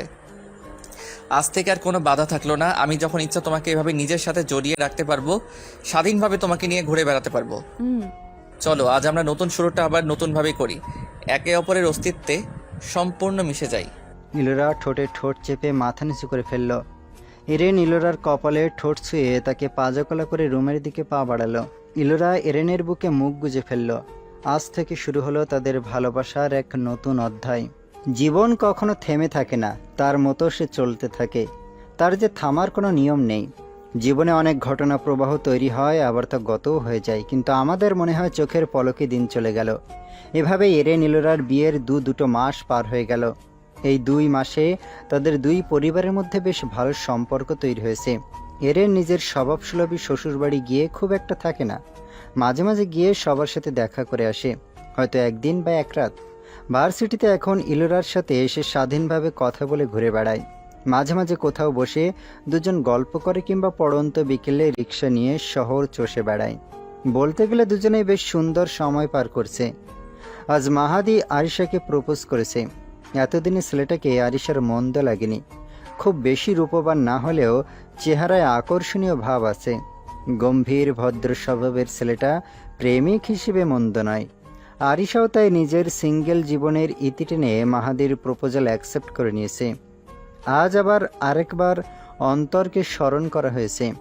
আরিশাকে বলা অন্তরের শেষ কথাটাই ছিল মাহাদিকে নিয়ে। অন্তরের ভাষ্যমতে মাহাদি খুব ভালো ছেলে। ইলোরা ক্লাস শেষ করে বেরোতেই এরেনের ফোন এলো। ইলোরা রিসিভ করে কানে ধরে বলল, বলো। এরেন প্রশ্ন করলো, কোথায় তুমি? ক্লাস থেকে বের হলাম। গেটের সামনে আসো। এখন? ওরা তো আড্ডা দিতে চাইছে। তুমি ওদের কাছে বলে চলে আসো। ডালিয়াকে বলো সাকিব ওকে নিয়ে যাবে, তোমাকে আমি দিয়ে আসবো। আচ্ছা। ফোন রেখে ইলোরা সবাইকে উদ্দেশ্য করে বলল, শোন, তোরা আড্ডা দে, আমাকে যেতে হবে। তাহসিন বলল, যা বোন যা, তোরই তো দিন। ইলোরা ডালিয়াকে বলল, ডালিয়া, তুই ভাইয়ের সাথে চলে যাস। ডালিয়া প্রশ্ন করলো, তুই এরেন ভাইয়ের সাথে যাবি নাকি? হ্যাঁ, আসছি, বাই। ইলোরা দ্রুত পায়ে হেঁটে গেটের সামনে গিয়ে দেখলো এরেন গাড়িতে হেলান দিয়ে দাঁড়িয়েছে। পরনে চকলেট কালার শার্ট আর কালো প্যান্ট। রোদে তার ফর্সা মুখটা লালচে বর্ণ ধারণ করেছে। গরমের কারণে শার্টের কলার কিছুটা পিছন দিকে ঠেলে দিয়ে এক হাত প্যান্টের পকেটে ঢুকিয়ে আরেক হাতে চুল ঠিক করছে। ইলোরাকে দেখেই সে একগাল হাসি উপহার দিল। ইলোরা এগিয়ে গিয়ে বলল, তুমি একা? ভাই আর রনি ভাইয়া কোথায়? এরেন বলল, ওরা ক্যাম্পাসেই আছে। ইলোরার দৃষ্টি গাড়ির দিকে পড়তেই সে জিজ্ঞেস করলো, এটা কার গাড়ি? এরেন প্রশস্ত হেসে বলল, তোমার বরের গাড়ি, তোমার শ্বশুরমশাই গিফট করেছে। গিফট? কি উপলক্ষে? সামনের মাসেই তো এক্সাম, অগ্রিম শুভেচ্ছা জানালো। বাহ, কিন্তু এখন থেকে তুমি এই গাড়ি নিয়ে ঘুরে বেড়াবে? অবশ্যই। ইলোরা ভোতা মুখে বলল, সারা দিন রাত এটা নিয়ে ঘুরে বেড়াও, কিন্তু আমাকে নিয়ে বাইরে বের হলে রিক্সা ছাড়া আর কিছু অ্যালাউ করবো না। এরেন মুস্কি হেসে বলল, আগে মহারানী, তা আমার জানা আছে, কিন্তু প্রথম দিন আপনার পায়ের ধুলো দিয়ে আমার গাড়িটাকে একটু ধন্য করুন। ইলোরা হেসে বলল, সে না হয় দিলাম, এখন যাবে কোথায়? জানি না, যেদিকে ইচ্ছা সেদিকে যাব, চলো। এরেন গাড়ির দরজা মেলে ধরল। ইলোরা হাসি মুখে গাড়িতে উঠে বসল, কিন্তু গাড়িতে ওঠার সময় সে খেয়াল করলো আশেপাশের কয়েকটা মেয়ে বেশ মুগ্ধ দৃষ্টিতে এরেনের দিকে তাকিয়েছে। ইলোরার ভুরুজোড়া কুঞ্চিত হয়ে গেল। এরেন ড্রাইভিং সিটে উঠে বসতে ইলোরার সামনের টিস্যু বক্স থেকে টিস্যু নিয়ে এরেনের কপালের ঘাম মুছতে মুছতে বলল, ঘামে ভিজে গেছে একদম। এরেন হেসে বলল, বউয়ের এমন যত্ন পেতে ঘামে গোসল করতেও আপত্তি নেই। ইলোরা এরেনের গলার ঘাম মুছতে মুছতে বলল, শোনো, তুমি আর এই শার্টটা পরবে না। এরেন অবাক হয়ে বলল, কেন? শার্টটা কেনার সময় তো তুমি পছন্দ করেছিলে। পছন্দের শার্ট হঠাৎ কি দোষ করলো? ইলোরা গাল ফুলিয়ে বলল, এটাতে তোমাকে বেশি হ্যান্ডসাম দেখায়। এরেন দুষ্টু হেসে বলল, তো তোমার কি তখন বরকে আদর করতে ইচ্ছে করে? ইলোরা ঘাম মোছা শেষ করে বলল, অসভ্য, ফাজলামি করবা না। তাহলে? মেয়েরা ড্যাব ড্যাব করে তাকিয়ে থাকে তোমার দিকে। ঠোঁট উল্টে কথাটা বলল ইলোরা। এরেন ফিক করে হেসে উঠল। ইলোরা কপালে ভাঁজ ফেলে এরেনের দিকে তাকিয়ে বলল, খুব হাসছো যে, অনেক খুশি লাগছে এটা শুনে। এরেন হাসতে হাসতে বলল, তোমার জেলাস হচ্ছে? ইলোরা কপট রাগ দেখিয়ে বলল, তোমার দিকে এভাবে তাকিয়ে থাকার অধিকার আছে নাকি ওদের? আশ্চর্য, হাসছো কেন? এরেন আফসোসের সুরে বলল, কি করব বলো, আমার বউ তো আমার দিকে তাকায় না, তাই অন্য মেয়েরা তাকালে একটু খুশি তো হতেই হয়, তাই না? ইলোরা মুখ ফুলিয়ে বলল, আচ্ছা, তো তুমি এক কাজ করো না, 24 ঘন্টা সামনে কোনো সুন্দরী মেয়েকে বসিয়ে রাখো, সেও তোমার দিকে 24 ঘন্টা তাকিয়ে থাকবে। এরেন শব্দ করে হেসে এগিয়ে গিয়ে ইলোরার গালের শব্দ করে একটা চুমু খেয়ে বলল, আমার তো শুধু ইলনিকেই চাই। কোনো বিশ্ব সুন্দরীও ইলনির অভাব পূরণ করতে পারবে না। ইলনি কেবল একটাই আমার ব্যক্তিগত ঔষধ। ইলোরা কপাল কুঁচকে ফেলে পরক্ষণে নিঃশব্দে লাজুক হাসল। এরেন সোজা হয়ে বসে সিট বেল্ট বাঁধল। গাড়ি স্টার্ট দিয়ে সে ডান হাতে স্টিয়ারিং ধরে বাঁ হাতের মুঠোয় ইলোরার হাতটা নিয়ে নিল। ইলোরা বলল, ড্রাইভিংয়ে মনোযোগ দাও, হাত পরেও ধরতে পারবে। এরেন সামনের দিকে দৃষ্টি রেখে ইলোরার আঙুলের ফাঁকে আঙুল রেখে বলল, ড্রাইভিংয়ে মনোযোগ আছে। হাতটা দীর্ঘ একদিন পর ধরলাম, ছেড়ে দেই কি করে? ইলোরা ভুরুজোড়া কুঞ্চিত করে বলল, একদিন এত দীর্ঘ? অবশ্যই, তুমি তো আমাকে ভালোবাসো না, তাই তোমার কাছে দীর্ঘ মনে হয় না। হ্যাঁ, আমার তো আরো কয়েকটা জামাই আছে, তাই তোমাকে ভালোবাসি না। তো তাদের ছেড়ে আমার সাথে কি করছো? আর কেউ তো তোমার মতো অসুখে ভোগে না, তাই বাধ্য হয়ে তোমার অসুখ সারাতে তোমার কাছে আসি। তারপর বাকি জামাইরা তোমাকে আমার মতো আদর করে? ইলোরা ঝুঁকে গিয়ে এক হাতে এরেনের মুখ চেপে ধরে বলল, চুপ করবে না মুখ সেলাই করে দিব। এরেন ইলোরার হাতে আলতো করে একটা কামড় বসাতেই ইলোরা হাত সরিয়ে নিল। এরেন হেসে নিজের হাতের মুঠোয় বন্ধি ইলোরার হাতটাই ছোট্ট একটা চুমু খেয়ে বলল, ক্ষুধা পেয়েছে মহারানী? ইলোরা দ্রুত উপর থেকে মাথা ঝাঁকালো। এরেন সামনের একটা রেস্টুরেন্টের সামনে গাড়ি পার্ক করলো। গাড়ি থেকে নেমে দুজন একসাথে রেস্টুরেন্টে ঢুকলো। দুপুরের ভোজন সেরে তবেই বেরিয়ে এলো। এরেন ইলোরাকে নিয়ে পুনরায় গাড়িতে উঠে গাড়ি স্টার্ট দিল। ইলোরা মাথার হিজাবটা খুলে রেখে সিটে হেলান দিয়ে চোখ বন্ধ করে আসছে। এরেন এক হাত ইলোরার কপালে রাখলো। ইলোরা চোখ খুলতেই প্রশ্ন করলো, কি হয়েছে? ইলোরা অলস ভঙ্গিতে বলল, ভালো লাগছে না। বাসায় চলে যাবে? এখনই? তুমি তো বললে ঘুরবে। এরেন এক হাতে ইলোরাকে কাছে টেনে ইলোরার মাথাটা নিজের কাঁধে রেখে হাত বোলাতে বোলাতে বলল, আগে তোমার সুস্থতা, তারপর ঘোরাঘুরি। ইলোরা এরেনের কাঁধে মাথা রেখে চুপচাপ চোখ বন্ধ করে রইল। এরেন এক হাতে ইলোরার মাথায় হাত বুলিয়ে আর এক হাতে স্টিয়ারিং সামলালো। এরেন যখন ইলোরাদের বাড়ির সামনে সে গাড়ি থামালো তখন বিকাল 4টা। ইলোরা ব্যাগটা হাতে নিয়ে প্রশ্ন করলো, ভেতরে যাবে না? এরেন বলল, না, আব্বু আম্মুকে আমার সালাম দিও। ইলোরা ভালো করেই জানে এরেনের উত্তর এটাই হবে, তবু বলল, চলো না, একটু পরে না হয় চলে যেও। হুম, এখন সোজা বাড়ি চলে যাব। আচ্ছা, আল্লাহ হাফেজ। ইলোরা গাড়ির দরজা খুলতে যেতেই এরেন ইলোরার হাত টেনে ধরল। ইলোরা এরেনের দিকে ফিরে তাকাতেই সে মুখ গোমড়া করে বলল, চলে যাচ্ছ? ইলোরা এরেনের এই অভ্যাসের সাথে বেশ পরিচিত। যতবারই তাকে বাড়ির সামনে নামিয়ে দিয়ে যায় ততবার যাওয়ার আগে এভাবে হাত ধরে কয়েক মিনিট দাঁড় করিয়ে রাখে। ইলোরা আরেক হাতে এরেনের কপালে পড়া চুলগুলো পিছনে ঠেলে দিয়ে বলল, ভেতরে তো যেতে চাইছো না। ছাড়তেও ইচ্ছা করছে না। বুঝেছি, এখন হাত ছাড়ো। ইলোরা এরেনের হাত থেকে নিজের হাত ছাড়িয়ে গাড়ির দরজা খুলতে যেতেই আবার এরেন তার হাত টেনে ধরল। এভাবে কয়েকবারই ইলোরা এরেনের হাত ছাড়িয়ে চলে যেতে চাইল, কিন্তু এরেন প্রত্যেকবার একই কাজ করল। ইলোরা হেসে বলল, আবার শুরু করলে তুমি? নিজেও যাবে না, আমাকেও যেতে দেবে না। এরেন ইলোরাকে কোমর ধরে কাছে টেনে নিল। ইলোরা নিচু স্বরে বলল, বাড়ির সামনে কি করছো তুমি? ছাড়ো। এরেন মুচকি হেসে বলল, আমার বউকে আমি আদর করছি, তাতে কার কি? উফ, ছাড়ো তো। এরেন ইলোরার গালে নাক ঘষে বলল, একটু আদর করতে পারো না বরকে? ইলোরা কিছু বলার আগেই এরেন তাকে নিজের সাথে মিশিয়ে নিল। ইলোরা দু হাতে এরেনের শার্টের কলার খামছে ধরল। চোখ বন্ধ করে ফিসফিস করে বলল, পাগলামি করো না, কেউ এসে পড়বে, ছাড়ো। এরেন ইলোরাকে আরেকটু শক্ত করে জড়িয়ে ধরল। ইলোরাও নিঃশব্দে হেসে দু হাতে এরেনের গলা জড়িয়ে ধরে বলল, এবার ছাড়ো। এরেন ইলোরাকে ছেড়ে দিল। ইলোরা গাড়ি থেকে নামতেই বাড়ির গেট খুলে বেরিয়ে এলো সাকিব। ইলোরাকে দেখে বলল, এসে গেছিস? এরেন ভেতরে যাবে না? ইলোরা উত্তরে বলল, না। সাকিব এগিয়ে এসে গাড়ির পাশে দাঁড়িয়ে জানালায় টোকা দিল। এরেন জানালার কাছ নামাতেই সাকিব বলল, ভেতরে চল। এরেন বলল, না দোস্ত, বাড়ি চলে যাব এখন। আরে সন্ধ্যার দিকে চলে যাস, তোকে আটকে রাখবো না। এখন নাম, কথা আছে।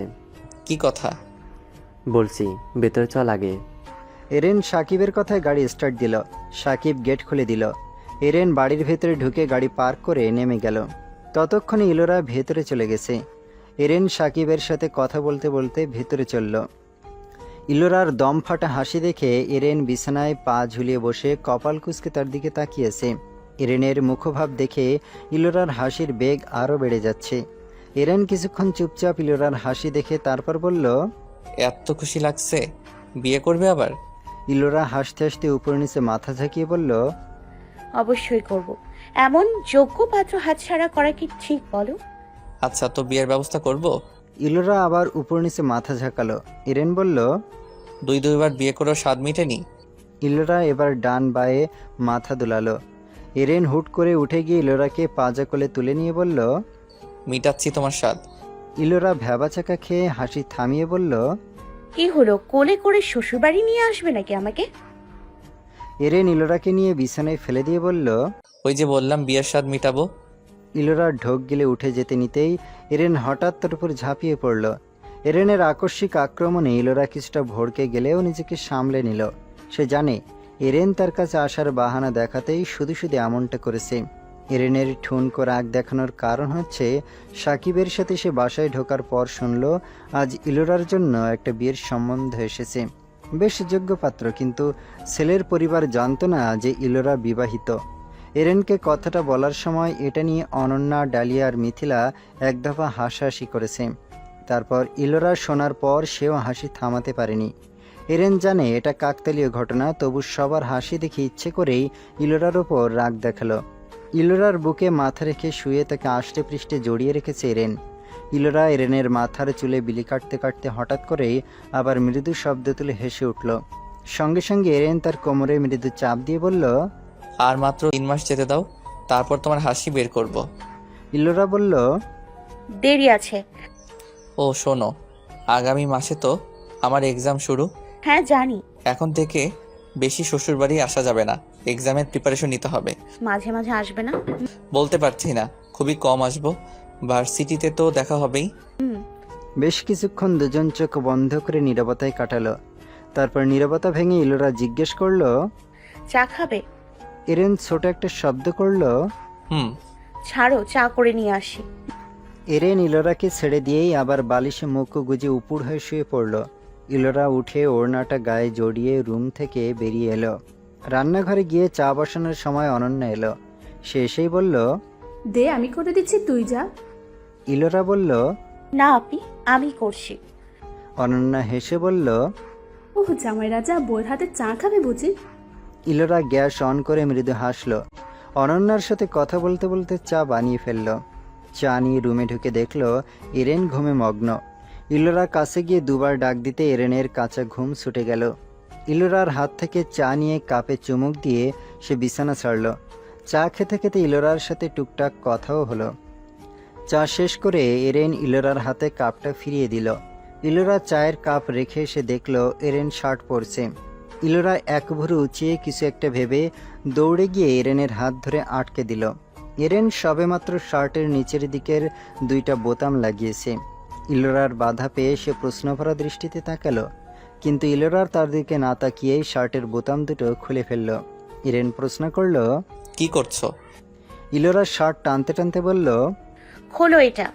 এরেন দুষ্টু হেসে বলল, তোমার মতলব কি বলো তো? আমার কিন্তু এখন আদর করার সময় নেই। ইলোরা চোখ পাকিয়ে এরেনের শরীর থেকে শার্টটা খুলে নিল। তারপর শার্টটা নিয়ে আলমারিতে রাখতে রাখতে বলল, বাইরে গেলে এখন থেকে এটা পরা নিষেধ। এটা শুধু আমার সামনে পড়বে। এরেন হেসে বলল, কেন? তোমার জামাইকে কেউ চকলেট ভেবে খেয়ে ফেলবে? খেতেও পারে, ওই মেয়েগুলোকে বিশ্বাস নেই। ইলোরা আলমারি থেকে এরেনের আরেকটা শার্ট বের করে হাতে ধরিয়ে দিল। এরেন শার্টটা পরতে পরতে বলল, কাল একটু শপিংয়ে যাব তোমাকে নিয়ে। ইলোরা বলল, কাল আবার কেন? গত সপ্তাহেই তো শপিং করলে, আবার কি পছন্দ হয়েছে শুনি? এরেন হাত ঘড়িটা পরে বলল, শাড়ি পছন্দ হয়েছে, তোমার পছন্দ হলে কিনে নিব। ইলোরা মাথা দুলিয়ে বলল, একদম না, এই 2 মাসেই তুমি আলমারি ভর্তি করে ফেলেছো। আপাতত আর একটা শাড়িও আমি নিব না, শুধু শুধু টাকা নষ্ট। আমার বউকে আমি যা খুশি কিনে দিব, তোমার কি? বউটা তো আমি, তাই আমার লাগবে না। আমার লাগবে। ইলোরা খুব ভালো করেই জানে এরেনের সাথে এসব নিয়ে কথা বাড়িয়েও কোনো লাভ হবে না, তাই সে থেমে গেল। চিরুনি নিয়ে এরেনের চুলগুলো সুন্দর করে আঁচড়ে দিল। এরেন ইলোরাকে নিজের বাহুবন্ধনে আবদ্ধ করে কপালে গাঢ় করে একটা চুমু খেলো। তারপর ইলোরার হাত ধরে রুম থেকে বেরিয়ে এলো।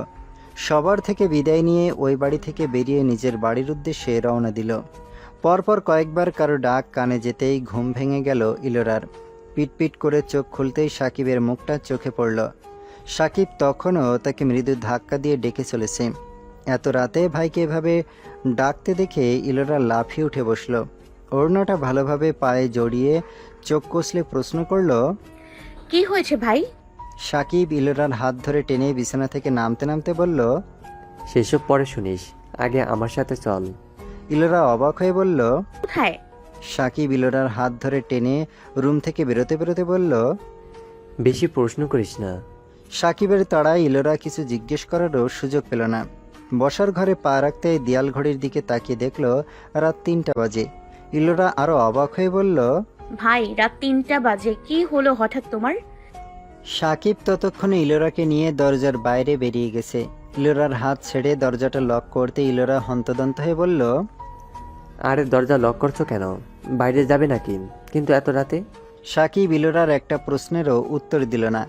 ইলোরার হাত ধরে আবার হাঁটা শুরু করলো। গেট পর্যন্ত এসে দেখলো গেট আগে থেকেই খোলা। ইলোরা বিস্ময় নিয়ে শুধু প্রশ্ন করেই চলেছে। সাকিব ইলোরাকে নিয়ে গেট পেরিয়ে রাস্তায় নেমে এলো। তারপর আবার হাঁটা শুরু করলো। অদূরেই একটা বাস দাঁড় করানো। সাকিবকে সেদিকে ছুটতে দেখে ইলোরার বুকটা ধক করে উঠল। এত রাতে হঠাৎ কি এমন হলো? আজ বিকেলেই অনন্যা, মিথিলা আর ডালিয়া কিশোরগঞ্জে গেছে। ওদের কারো কিছু হলো না তো? না হলে সাকিবের তো এত রাতে বাসের দিকে ছোটার কথা না। বাসের সামনে এসে দাঁড়াতে ইলোরা উৎকণ্ঠা নিয়ে বলল, ভাই কি হচ্ছে সব? এত রাতে তুমি কোথায় যেতে চাইছো? নানু, আপনি, মিঠি, ডালিয়া ঠিক আছে তো? সাকিব ইলোরার কথাটা না শোনার ভান করে বলল, বাচ্চা ওঠ তাড়াতাড়ি। ভাই কিছু তো বলো, আমার খুব ভয় করছে। ওঠ, তুই সময় নষ্ট করিস না, বাসে উঠে সব বলছি। ইলোরা মাথা ঝাঁকিয়ে দ্রুত বাসে উঠে গেল। কিন্তু পুরো বাস ঘুটঘুটে অন্ধকারে ছেয়ে আছে। ইলোরা কিছুটা ভ্যাবাচাকা খেয়ে গেল। সাকিব এখনো উঠছে না। এদিকে ইলোরার ঘুমের রেশ কাটছে না। অন্ধকারের মধ্যে সে আন্দাজে কোন সিটে বসবে বুঝে উঠতে পারছে না। সাকিবের তাড়ায় ফোনটাও ফেলে রেখে এসেছে। ইলোরা ভাবলো পিছিয়ে গিয়ে সাকিবকে ডাক দিবে, তাই ঢোক গেলে পিছন ফিরে এক পা বাড়াতেই হঠাৎ বাসের লাইট জ্বলে উঠল। সঙ্গে সঙ্গে কয়েকজনের মিলিত কণ্ঠের আনন্দসূচক চিৎকার কানে এলো। ঘটনাটা এত দ্রুত ঘটল যে ইলোরা চমকে উঠে নিজেই ভয়ার্ত চিৎকার দিয়ে উঠল। মুহূর্তে তার চোখ থেকে ঘুম উবে গেল। পরক্ষণেই চারপাশে কিছু পরিচিত মুখ দেখে থমকে গেল। থতমত খেয়ে চারপাশে চোখ বুলিয়ে দেখল সাকিব, অনন্যা, ডালিয়া, মিথিলা, জারিন, মুনা, আফসার, অরিশা, নাদিয়া, টুম্পা সবাই দাঁত কেলিয়ে দাঁড়িয়েছে। ইলোরা আহাম্মক বনে গেল। ফ্যালফ্যাল করে সবার দিকে তাকালো আর ভাবল, আজ তো তার জন্মদিন না, তাহলে এসব কি? ইলোরার মুখভাব দেখে এক একজন হু হা করে হেসে উঠল। অনন্যা হাসতে হাসতে বলল, সারপ্রাইজ পেয়ে এভাবে চোখ বড় করে তাকিয়েছিস কেন? এবার তুই একটু হাস। ইলোরা দু চোখে বিস্ময় নিয়ে প্রশ্ন করল, কিসের সারপ্রাইজ? রাত 3টা বাজে ঘুম থেকে টেনে তুলে এসব কি হচ্ছে কেউ বলবে? ইলোরার কথায় জারিন খুব খুব করে কেশি ইলোরার কানের কাছে মুখ নিয়ে নিচু স্বরে বলল, বেশি প্রশ্ন করো না, নিজের সিটে গিয়ে বসে পড়ো, উত্তর এমনিতেই পেয়ে যাবে। ইলোরা ভুরুকুসকে জারিনের দিকে তাকালো। জারিন চোখের ইশারায় সিটে বসতে বলল। ততক্ষণে সবাই নিজ নিজ সিটে বসে পড়েছে। ডান পাশের সামনের সিটে বসেছে সাকিব, অনন্যা। বাঁ পাশের দ্বিতীয় সারির সিটে বসেছে আফসার, মুনা। বাঁ সারির তৃতীয় সিটে বসেছে অরিশা, নাদিয়া। ডান সারির চতুর্থ সিটে বসেছে ডালিয়া, টুম্পা। পঞ্চম সারির বাঁ পাশে বসেছে জারিন, মিথিলা। ইলোরা হা করে সবার দিকে তাকিয়ে রইল। এভাবে বসার মানে কি? মনে হচ্ছে পরীক্ষার হলে সবাই নিজ নিজ সিটে বসেছে। একটু ওলটপালট হওয়া চলবে না। ইলোরা সবার দিকে দৃষ্টি বুলিয়ে প্রশ্ন করল, আমি কোথায় বসবো? মুনা বলল, পেছনে চলে যায়, একদম ফাঁকা আছে। ইলোরা মুখ ফুলিয়ে বলল, পেছনে আমি একা একা বসবো? আরে আমি তো ভালোর জন্যই বললাম, একা একা একদম নিশ্চিন্তে ঘুমোতে পারবি। সাকিব সামনের সিট থেকে মাথা উঠিয়ে বলল, বোন এত প্রশ্ন করিস না তো, ঘুম পাচ্ছে, পিছনে গিয়ে বসে পড়। সাকিবের কথা ইলোরা অবাক হলো। তার ভাই কিনা তাকে পিছনের সিটে একা বসতে বলছে। এটাও বিশ্বাস করতে হবে তাকে? বউকে পেয়েও তো এমন পাল্টায়নি তার ভাই। তাহলে এক রাতে কি হয়ে গেল? সবাই ইলোরাকে পিছনের সিটে বসতে তাড়া দিচ্ছে। তাদের ঘুম পাচ্ছে। সবাই যার যার সিটে হেলান দিয়ে চোখ বন্ধ করেছে। ইলোরা মুখ গোমড়া করে পিছনের দিকে এক পা এগিয়েও আবার থেমে গিয়ে মিথিলাকে মৃদু ধাক্কা দিয়ে বলল, এই মিথি, বল না আমরা কোথায় যাচ্ছি? মিথিলা মুখ ফুলিয়ে বলল, আপি তুমি কি যাবে? আমার ঘুম পাচ্ছে। ইলোরা গাল ফুলিয়ে ধূপধাপ পা ফেলে পিছনে চলে গেল। পিছনের দিকে 2 সারি ফাঁকা পড়ে আছে। ইলোরা ভাবল একদম পিছনে না বসে সামনেটাই বসবে, কিন্তু তার ভাবনার মাঝেই হুট করে আবার বাসের লাইট বন্ধ হয়ে বাস চলতে শুরু করলো। তার সাথে সাথে দুটো শক্ত হাত তাকে টেনে ডান দিকের একদম পিছনের সিটে নিয়ে গেল। ইলোরা টাল সামলাতে না পেরে হুমড়ি খেয়ে পড়ে গেল। ভয়ে সে চোখ মুখ খিচে বন্ধ করে চিৎকার দিতে যেতেই একটা হাত তার মুখ চেপে ধরল। ইলোরার বুকে হাতুড়ি পেটা শুরু হলো। জোরে জোরে শ্বাস নিয়ে সে এক হাত মুখের কাছে এনে মুখ থেকে শক্ত হাতটা ছাড়ানোর জন্য ছটফট করতে লাগলো। ভয়ে তার গলা শুকিয়ে গেল। হঠাৎ একটা কণ্ঠস্বর কর্ণগোচর হতে ইলোরা থমকে গেল। অতি পরিচিত কণ্ঠে কেউ তার কানের কাছে মুখ এনে ফিসফিস করে বলল, আমি তোমাকে খেয়ে ফেলবো না রাজকুমারী, ছটফটানি থামাও। পরক্ষণে অতি পরিচিত পারফিউমের গন্ধটা নাকে ধাক্কা লাগতে ইলোরা একদম চুপ মেরে গেল। সঙ্গে সঙ্গে শক্ত হাত দুটো তাকে সে ছাড়া পেয়ে গেল। ছাড়া পেয়ে ইলোরা সিটে সোজা হয়ে বসে অন্ধকারে হাতড়ে হাতড়ে পাশের সিটের মানুষটার মুখ স্পর্শ করল। তখনই একটা ফ্ল্যাশ লাইট জ্বলে উঠল আর তার আলো পড়ল পাশের মানুষটার মুখে। ইলোরা ভুরুকুচকে তাকাতেই এরেন শব্দ তুলে হেসে উঠল। ইলোরা রাগে ক্ষোভে এরেনের বাঁ হাতের বাহুতে দুঘা লাগিয়ে দিল। এরেন এক হাতে ইলোরাকে কাছে টেনে নিয়ে হাসতে হাসতে বলল, কুল ডাউন বউ, কুল ডাউন, আর রেগে যেও না। ইলোরা এরেনের থেকে সরে যাওয়ার চেষ্টা করে বলল, ছাড়ো, রাত 3টা বাজে, ফাজলামি হচ্ছে। এরেন ইলোরাকে আরেকটু চেপে ধরে বলল, প্রেম হচ্ছে। ইলোরা রাগত স্বরে বলল, একদম ফাজলামি করবে না এখন, রাত 3টা বাজে। আমাকে ঘুম থেকে টেনে এনে এসবের মানে কি? এসব তোমার বুদ্ধি, তাই না? এরেন দুঃখী দুঃখী গলায় বলল, এছাড়া কি আর করতাম বলো? আমার বউ তো 2 দিন ধরে রেগে বোম হয়ে বসে আছে। 1000টা ফোন দেওয়ার পরও রিসিভ করছে না। এদিকে আমি বউয়ের শোকে পাগল হয়ে যাচ্ছিলাম, তাই বাধ্য হয়ে এসব করা। ইলোরা রাগত কণ্ঠে অভিমান মিশিয়ে বলল, গত 1 সপ্তাহ ধরে যে নিজে ঠিক মতো ফোন করছো না, আবার আমি ফোন করলেও তারা দেখাচ্ছ, সেই বেলায় কিছু না। এরেন অসহায় মুখে বলল, আমার কি দোষ এতে? এক্সামের ডেট দিল 1 মাস পিছিয়ে, তা না হলে তো এতদিনে এক্সাম শেষও হয়ে যেত। পরশুদিন এক্সাম শুরু। এখন আমার অবস্থাটা ভাবতে পারছো? পড়ার চিন্তায় মাথা ঘুরে যাচ্ছে। তোমাকে তো বলেছিলাম এক্সামের সময় একটু এমন হবেই। ইলোরা থমথমে মুখে বলল, ভাইয়েরও তো এক্সাম, ও তো সারা দিন রাত বই নিয়ে বসে থাকে না। তাহলে তুমি কেন বসে থাকো? এখন তো এমন তো নয় যে তুমি সারা বছর পড়নি, তাই এখন বইয়ে মুখ বুঝেছো। এরেন বলল, তোমার ভাইয়ের বউ সব সময় তার কাছেই থাকে, তাই ফোনে বকবক করা লাগে না। কিন্তু আমার তো সেই ভাগ্য হয়নি এখনো। ইলোরা কপাল কুঁচকে বলল, বকবক মানে? আমার সাথে ফোনে কথা বলাকে তোমার বকবক মনে হয়? এরেন আমতা আমতা করে বলল, কি আশ্চর্য, এত ভুল ধরছো কেন? এটা তো আমি জাস্ট কথার কথা বললাম। তুমি জানো না আমি পারলে তোমার সাথে 24 ঘন্টাও কথা বলতে পারি, তাহলে শুধু শুধু রাগ করছো কেন? এরেনের হাত আলগা দেখে ইলোরা তার থেকে সরে এসে অন্যদিকে মুখ ঘুরিয়ে বলল, কথা বলতে হবে না। ভালোবাসা কি সারা জীবনই একরকম থাকে নাকি? আগে নতুন ছিলাম, এখন তো পুরনোই হয়ে গেছি। এরেন ফোনটা হাত থেকে কোলের উপর রাখল। তারপর ইলোরার দিকে ঝুঁকে এসে এক হাত সিটে ঠেকিয়ে আরেক হাত ইলোরার মুখটা নিজের দিকে ঘোরালো। এরেনের সাথে চোখাচোখি হতে ইলোরা চোখ নামিয়ে নিল। এরেন মুচকি হেসে ইলোরার মুখটা আবার তুলে ধরে বলল, তুমি আমার কাছে কোনো কালেই পুরনো হবে না ইলোনি। সেই প্রথম দিন জ্যোৎস্নার আলোয় মনের অজান্তে আমি যেভাবে মুগ্ধ দৃষ্টিতে তোমাকে দেখেছিলাম, জীবনের শেষ দিন পর্যন্ত ওই একই দৃষ্টিতে দেখব। যুগ যুগ ধরে একইভাবে ভালোবাসবো, একইভাবে আমার রাজকুমারীর রাগ ভাঙাবো। হ্যাঁ, আমার বয়স বদলাবে, কিন্তু আমি মানুষটা বদলাবো না। ইলোরার চোখ দুটো ছলছল করে উঠল। সে কাপা গলায় বলল, এমন কেন তুমি? এরেন টুকুস করে ইলোরার বা গালে একটা চুমু খেয়ে বলল, আমার লজ্জাবতী লাজুক মুখ দেখার জন্য। ইলোরা অভিমান ভরা গলায় বলল, আমি কিন্তু এখনো রেগে আছি।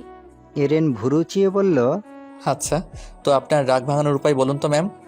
ইলোরা মুখ ফুলিয়ে এরেনকে ধাক্কা দিয়ে সরিয়ে বলল, কোনো উপায় নেই। এরেন হেসে উঠে ইলোরাকে একটানে নিজের বুকে নিয়ে দুহাতে জড়িয়ে ধরে বলল, উপায় না থাকলে আমি খুঁজে নিব। আপাতত আপনি একটু ঘুমিয়ে নিন। ইলোরা এরেনের বুক থেকে মাথা তুলে বলল, ভাইকে দিয়ে এত রাতে আমাকে বাসে নিয়ে এলে, এসে দেখি বাসে সবাই আছে। মানে এত রাতে এসব কি হচ্ছে? এসব যে শুধু আমার রাগ ভাঙানোর জন্য না, তা কিন্তু আমি বুঝতে পারছি। আমরা কি কোথাও যাচ্ছি? এরেন বাঁকা হেসে বলল, হানিমুনে যাচ্ছি। ইলোরা বিরক্তি নিয়ে বলল, ধুর, কথা ঘোরাবে না। এক্সামের 2 দিন আগে তুমি যাবে হানিমুনে? তাছাড়া আমাদের হানিমুন হয়ে গেছে। সত্যি করে বলো, কোথায় যাচ্ছি? এরেন ফোনের ফ্ল্যাশ লাইট বন্ধ করে ইলোরার মাথাটা বুকে চেপে ধরে বলল, গেলেই দেখতে পারবে। আর একটা কথাও যেন না শুনি। চোখ বন্ধ করো আর ঘুমাও, আমি সময় মতো জাগিয়ে তুলবো। ইলোরা তবু কয়েকবার একই প্রশ্ন করল, কিন্তু এরেন একবারও মুখ খুলল না। ইলোরা হতাশ হয়ে চোখ বন্ধ করল। আফসার তখন থেকে গালে হাত দিয়ে মুনার মুখের দিকে তাকিয়েছে। এদিকে মুনা সিটে হেলান দিয়ে ঘুমে মগ্ন। আফসার ভেবে পায় না এই মেয়ে গুরুত্বপূর্ণ সময়ে কেন ঘুমিয়ে পড়ে। সব রোমান্টিক সময়গুলো ঘুম দিয়ে নষ্ট করে দেয়। অথচ আফসারের দুঃখকে মুনা কখনো পাত্তাই দেয় না। হতাশ আফসার এক তপ্ত দীর্ঘশ্বাস ফেলে পকেট থেকে ফোন বের করে পাওয়ার বাটন অন করতে পেছন থেকে অরিশা বলে উঠল, স্যার, মুনা ঘুমিয়ে পড়েছে। আফসার ঘাড় ঘুরিয়ে পেছনে ফিরে দেখল অরিশা ফোন চাপছে। তার ফোনের আবসা আলোয় পাশের সিটের ঘুমন্ত নাদিয়ার মুখ দেখা যাচ্ছে। আফসার বলল, তার বলতে লাফিং কুইন তো বিয়ের পর থেকে স্লিপিং কুইনও হয়ে গেছে। কবে আবার দেখবো তোমার বান্ধবী মা হওয়ার পর বেবি রেখেও ঘুমাবে।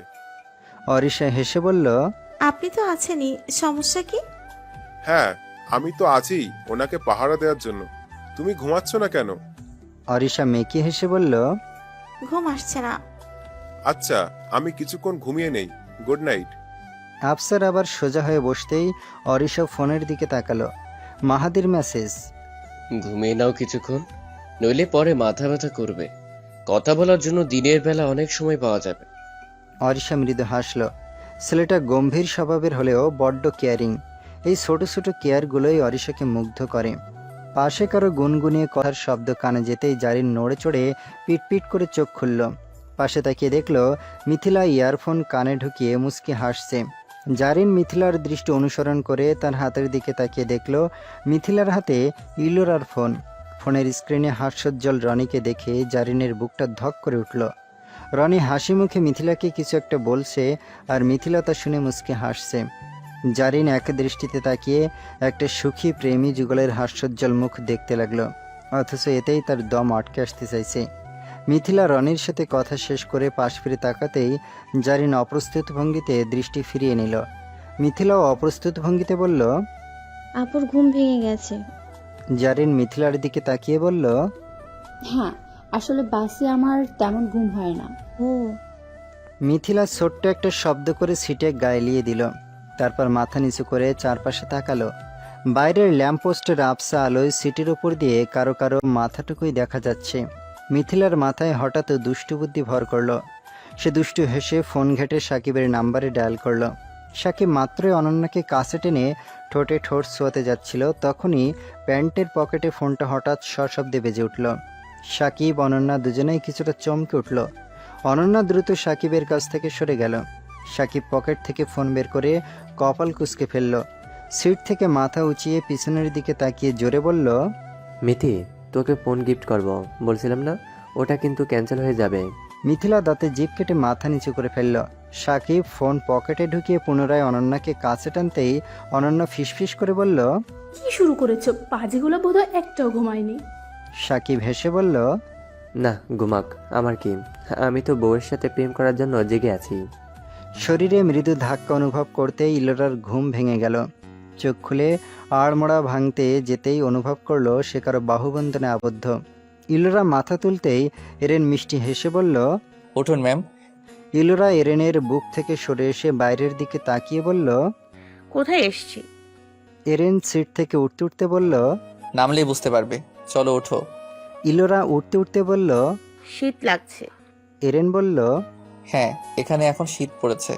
ঢাকায় এখনো পড়েনি বলে আমাদের কাছে বেশি শীত মনে হচ্ছে। তাড়াতাড়ি চলো, নইলে আমার কাপড় উঠে যাবে। ইলোরা সিট থেকে উঠতেই এরেন তার হাত ধরে সামনের দিকে হাঁটা দিল। ইলোরা চারপাশে তাকিয়ে দেখল সবাই ঘুমাচ্ছে। ইলোরা অবাক হয়ে বলল, আরে সবাই তো ঘুমাচ্ছে এখনো, আমরা একা নামছি কেন? সবাইকে জাগাবে না? এরেন বলল। বলেছিলাম প্রশ্ন করবে না। বাস থেকে নেমে ইলোরার বিস্ময় আরও বাড়ল। বাসের সামনের হেডলাইটের আলোয় অদূরে এরেনের গাড়িটা দেখা যাচ্ছে। এরেন ইলোরাকে নিয়ে সেদিকে এগিয়ে যাচ্ছে। ইলোরা বলল, আরে তোমার গাড়ি এখানে কিভাবে? এরেন উত্তর না দিয়ে গাড়ির কাছে দাঁড়িয়ে জানালায় টোকা দিল। সঙ্গে সঙ্গে দুপাশের দরজা খুলে বেরিয়ে এলো রনি আর তাহসিন। দুজনের গায়েই শীতের পোশাক। ইলোরা অবাক কণ্ঠে বলল। তোমরা? রনি হেসে বলল, হ্যাঁ, এখন কথা বলার সময় নেই। এখানে কি শীত রে, বাপ রে। এই রে, আমরা যাচ্ছি। এরেন মাথা দুলিয়ে বলল, যা। রনি আর তাহসিন ছুটি গিয়ে বাসে উঠে পড়ল। সঙ্গে সঙ্গে বাস ছেড়ে দিল। বাস চোখের আড়াল হতে ইলোরা চারপাশে তাকিয়ে কপাল কুঁচকে ফেলল। এতক্ষণ অতিরিক্ত বিস্ময়ে সে আশেপাশে তাকাতেও ভুলে গিয়েছিল। ইলোরা পাশ ফিরে তাকাতে দেখল এরেন গাড়ির ভেতর থেকে একটা ব্যাগ খুলে শীতের পোশাক বের করে গায়ে ঢুকাচ্ছে। ইলোরা এরেনের পিঠে হাত রেখে বলল, এটা তো কিশোরগঞ্জ যাওয়ার রাস্তা, আমরা কিশোরগঞ্জ যাচ্ছি। এরেন জ্যাকেট শাল সব গায়ে জড়িয়ে তারপর একটা জ্যাকেট নিয়ে ইলোরাকে পরিয়ে দিতে দিতে বলল, কিশোরগঞ্জের রাস্তা যেহেতু সেহেতু সেখানেই যাচ্ছি। তো এটা এত কাহিনীর কি ছিল? তাও আবার এই সময়ে, আর তুমি এক্সামের আগে সবাইকে নিয়ে দল বেঁধে কিশোরগঞ্জ যাচ্ছ কিভাবে? এরেন মুচকি হেসে বলল, আমার ইচ্ছে। এরেনের উত্তরে ইলোরা সন্তুষ্ট হতে পারল না। এরেন ইলোরার গায়ে শাল জড়াতে নিতে ইলোরা বলল, আমার আর লাগবে না, জ্যাকেটেই ঠিক আছে। আমার মতো পকেট হওয়ার লাগে না আমার। এরেন শালটা গাড়ির ভেতরে রেখে দিল। ইলোরা অধৈর্য হয়ে বলল, তুমি কি স্পষ্ট করে বলবে কিছু? এরেন ইলোরাকে অপর দিকে ঘুরে দাঁড় করিয়ে পিছন থেকে আলতো করে জড়িয়ে ধরে কাঁধে থুতনি রাখল। তারপর ইলোরার কানে কানে ফিসফিস করে বলল, হ্যাপি 1 ইয়ার ম্যারেজ অ্যানিভার্সারি মাই ইলোনি। ইলোরা থমকে গেল। অবাক দৃষ্টিতে এরেনের দিকে তাকাতে এরেন তার মুখটা এক হাতে সামনের দিকে ঘুরিয়ে বলল, সামনে দেখো, ওই যে দেখছো ভাঙা ঘরটা, আজ থেকে ঠিক 1 বছর আগে ওখান থেকে আমাদের পথ চলা শুরু হয়েছিল। ইলোরা বাকরুদ্ধ হয়ে সামনের ভাঙা ঘরটায় দৃষ্টি নিবদ্ধ করে মাথা ঝাঁকালো। পরক্ষণে এরেনের দিকে ঘুরে দাঁড়িয়ে ব্যস্ত হয়ে বলল, আজ আমাদের বিয়ের 1 বছর হয়ে গেছে, আমার তো একদমই খেয়াল ছিল না। এরেন মুস্কি হেসে বলল, সেই জন্যই তো সারপ্রাইজ করতে পারলাম। ও আচ্ছা, এজন্যই এই অবেলায় এখানে ছুটে আসো? জি ম্যাম, যেই জায়গাটা থেকে আমার প্রেমাশোকের ওষুধ খুঁজে পেয়েছি সেই জায়গাটা ভুলি কি করে? এখান থেকেই তো আমি আমার জীবনের বেস্ট গিফট ইলোনিকে পেয়েছি। ইলোরা মেকি হেসে বলল, বাধ্য হয়ে। এরেন ছোট একটা দীর্ঘশ্বাস ফেলে বলল, সেজন্য আমার আর আফসোস নেই ইলোনি, তোমাকে নিজের করে পেয়েছি, ব্যাস। আমি এর বেশি আর কিছু ভাবতে চাই না। তুমি তো অন্যভাবেও সারপ্রাইজ দিতে পারতে, শুধুমাত্র এই কারণে এমন সময়ে এখানে ছুটে আসার কোনো মানে হয়? অন্য সারপ্রাইজে তো এই ফিলটা আসতো না। এই জায়গাটা এসে তোমার সেই 1 বছর আগের কথা মনে পড়ছে না? স্মৃতিগুলো অন্যরকম সুখ দিচ্ছে না? ইলোরা উপর নিচে মাথা ঝাঁকালো। এরেন হেসে ইলোরাকে বাহুবন্ধনে আবদ্ধ করে বলল, ঠিক এই ফিলটার জন্যই এখানে আসা। এই দিনটা আমার কাছে খুবই স্পেশাল। তবে এই স্পেশাল দিনটা আমি সেলিব্রেট করে হই হুল্লোড় করে কাটাতে চাই না। আমার ইলোনিকে বুকে জড়িয়ে রেখে গত 1 বছরের প্রত্যেকটা দিন স্মৃতিচারণা করতে চাই। ইলোরা এরেনের বুকে মাথা রেখে বলল, 1 বছর আগের এই দিনটাতে ভাবতেও পারিনি অ্যাক্সিডেন্টলি যেই মানুষটার সাথে একটা ভিত্তিহীন সম্পর্কে জড়িয়ে পড়েছি, আজ 1 বছর পর তারই বুকে মাথা রেখে আমি জগতের সবচেয়ে সুখী মানুষের একজন হব। এরেন ইলোরার মাথায় চুম্বন করে বলল, আল্লাহর নিকট শুকরিয়া, তিনি তোমাকে আমার স্ত্রী করে পাঠিয়েছেন। তোমাকে আমি কিভাবে পেয়েছি সেটা আমার কাছে গুরুত্বপূর্ণ নয় ইলোনি, তোমাকে পেয়েছি এটাই আমার কাছে সবচেয়ে গুরুত্বপূর্ণ। ইলোরা এরেনকে দুহাতে জাপটে ধরে চোখ বন্ধ করে বলল, ভালোবাসি, যুগ যুগ ধরে আমি তোমারই ভালোবাসায় সিক্ত হতে চাই।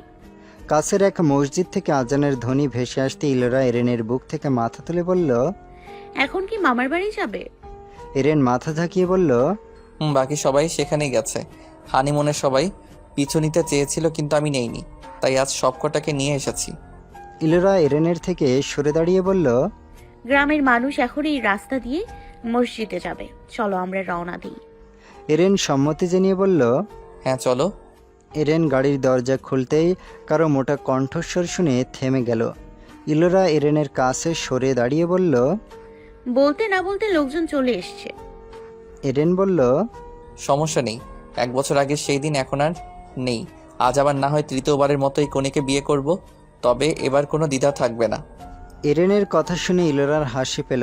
ততক্ষণে তাদের সামনে দুজন মধ্যবয়স্ক পুরুষ এসে দাঁড়িয়েছে। গাড়ির হেডলাইটের আলোয় এলাকার চেয়ারম্যান মহোদয়কে চিনতে এরেনের কষ্ট হলো না, কিন্তু চেয়ারম্যানের মুখ দেখে মনে হচ্ছে লোকটা তাদের চিনতে পারেনি। 1 বছর আগে দেখেছিল, নাচেনারই কথা। এরেন বেশ হাসি মুখে লোক দুটোকে সালাম দিল। লোক দুটো অবাক হয়েই সালামের জবাব দিল। চেয়ারম্যান প্রশ্ন করল, তোমরা কারা বাবা? এই ফজরের সময় এখানে কি করছো? এরেন বলল, আমাদের চিনতে পারেননি? আজ থেকে ঠিক 1 বছর আগে ওই ভাঙা ঘরটায় দুজন ছেলেমেয়ের বিয়ে দিয়েছিলেন, মনে পড়ে? চেয়ারম্যান সাহেব কপাল কুঁচকে কিছুক্ষণ ভেবে উপর নিচে মাথা ঝাঁকালেন। এরেন বলল, আমরা তারাই। চেয়ারম্যান সাহেব অবাক দৃষ্টিতে একবার এরেনের দিকে তো আরেকবার ইলোরার দিকে তাকাচ্ছেন। ইলোরা এতক্ষণ লোকটাকে চিনতে পারছিল না, এবার সেও চিনতে সক্ষম হলো। চেয়ারম্যান সাহেব চোখ কপালে তুলে বললেন, তুমি এই মেয়ে নিয়ে সংসার করতেছো নাকি? এরেন হাসি মুখে বল, ছাড়লে কি আর আজ আমার সাথে থাকতো? যাই হোক, আপনাকে কেন? এই যে এমন একটা মেয়েকে আমার জীবনে জড়িয়ে দিয়েছেন। তবে আমরা কিন্তু সত্যি তখন একে অপরকে তেমন চিনতামও না, আর আমাদের কথাগুলো সেদিন মিথ্যা ছিল না। চেয়ারম্যান সাহেব ভ্রুকুটি করে বললেন, তাহলে এখনো দুইজন একসাথে আছো কিভাবে? জীবন তো একটাই, এক জীবনে এমন একজন স্ত্রী পেয়ে দ্বিতীয় বিয়ের কথা ভাবতে পারিনি। আমরা নিজেরাই ব্যাপারটা মিটমাট করে নিয়েছিলাম, আর এখন আমাদের দুজনের পরিবার আমাদের আবার বিয়ে দিয়েছে। এরেনের সাথে কিছুক্ষণ কথা বলার পর চেয়ারম্যান সাহেব বললেন, বাবা, তোমার মতো ছেলে খুব কমই আছে। আমার ভুলের কারণে আমার লজ্জিত। পুরোনো কথা উঠাতে চাই না, আমাদেরকে এখন যেতে হবে। ভালো থেকো বাবা, খুব সুখী হও। শেষের কথাটুকু চেয়ারম্যান সাহেব ইলোরাকে উদ্দেশ্য করে বললেন। ইলোরাও মাথা নেড়ে বলল, আপনিও ভালো থাকবেন। এরেন ইলোরাকে নিয়ে গাড়িতে উঠে বসে গাড়ি স্টার্ট দিল। ইলোরা বলল, একই লোকের সাথে পুনরায় দেখা ইন্টারেস্টিং। এরেন মুস্কি হেসে বলল, আমি তো ভাবলাম আবার বিয়ে করা যাবে। ইলোরা ভুরু জোড়া কুঞ্চিত করে বলল, 2 বার করেও তোমার আরো একবার করার ইচ্ছে যাচ্ছে। আমার তো ভালোই লাগে ব্যাপারটা। কিশোরগঞ্জ থেকে আবার ঢাকা ফিরবে কখন? আজ রাতেই। ইলোরা বাইরের দিকে তাকিয়ে বলল, আব্বু আম্মুকে কি বলেছো তোমরা? বলেছি আমরা এক জায়গায় ঘুরতে যাচ্ছি। অনু আপিরা কোথায় ছিল? আমাদের বাড়িতে। বাবা তো বাসায় ছিল না, আর আমি তো সবটা জানি। সারপ্রাইজ কেমন লাগলো তা তো বললে না। ইলোরা এরেনের দিকে তাকিয়ে হেসে বলল, অনুভূতি প্রকাশ করতে পারছি না, তবে এটা বেস্ট ছিল। একই পথে আবার একসাথে চলছি। এই পথ চলা যুগ যুগ ধরে চলবে। ইলোরা হঠাৎ শব্দ করে হেসে উঠে বলল, সেদিনও তুমি ঠান্ডা থেকে বাঁচতে প্যাকেট হয়েছিলে, আজও প্যাকেট হয়ে আছো শীত কাতুরে। আর তুমি একই রকম ভীতু আছো, ডাকবো নাকি 2-1টা ভূত? ইলোরা আবার হেসে উঠল। ভোরের আবসা আলোয় পাশে বসা রমণীর প্রাণবন্ত হাসিটা এরেনের বুকে এসে লাগল। নিজের অজান্তেই সে ইলোরাকে এক হাতে কাছে টেনে নিল। ইলোরা সরু চোখে তাকিয়ে বলল, ড্রাইভিং এর সময় এমন করতে না করছি না? এরেন ইলোরাকে নিজের চাদরের মধ্যে জড়িয়ে নিয়ে বলল, খুব শীত লাগছে গো বউ। বলে এবারে শীতে বউকে সারাক্ষণ নিজের সাথে জড়িয়ে রাখবো, মনে করে আজ থেকে তা শুরু। আহ, কি রোমান্টিক মোমেন্ট। ইলোরা এরেনের বুকে ছোট্ট একটা চিমটি কেটে বলল, সভ্য। আমি সারা জীবনই তোমার কাছে অসভ্য থাকবো ইলোনি। ইলোরা লাজুক হেসে এরেনের বুকে মুখ লুকিয়ে বলল, আমি চাইও না তুমি পাল্টাও।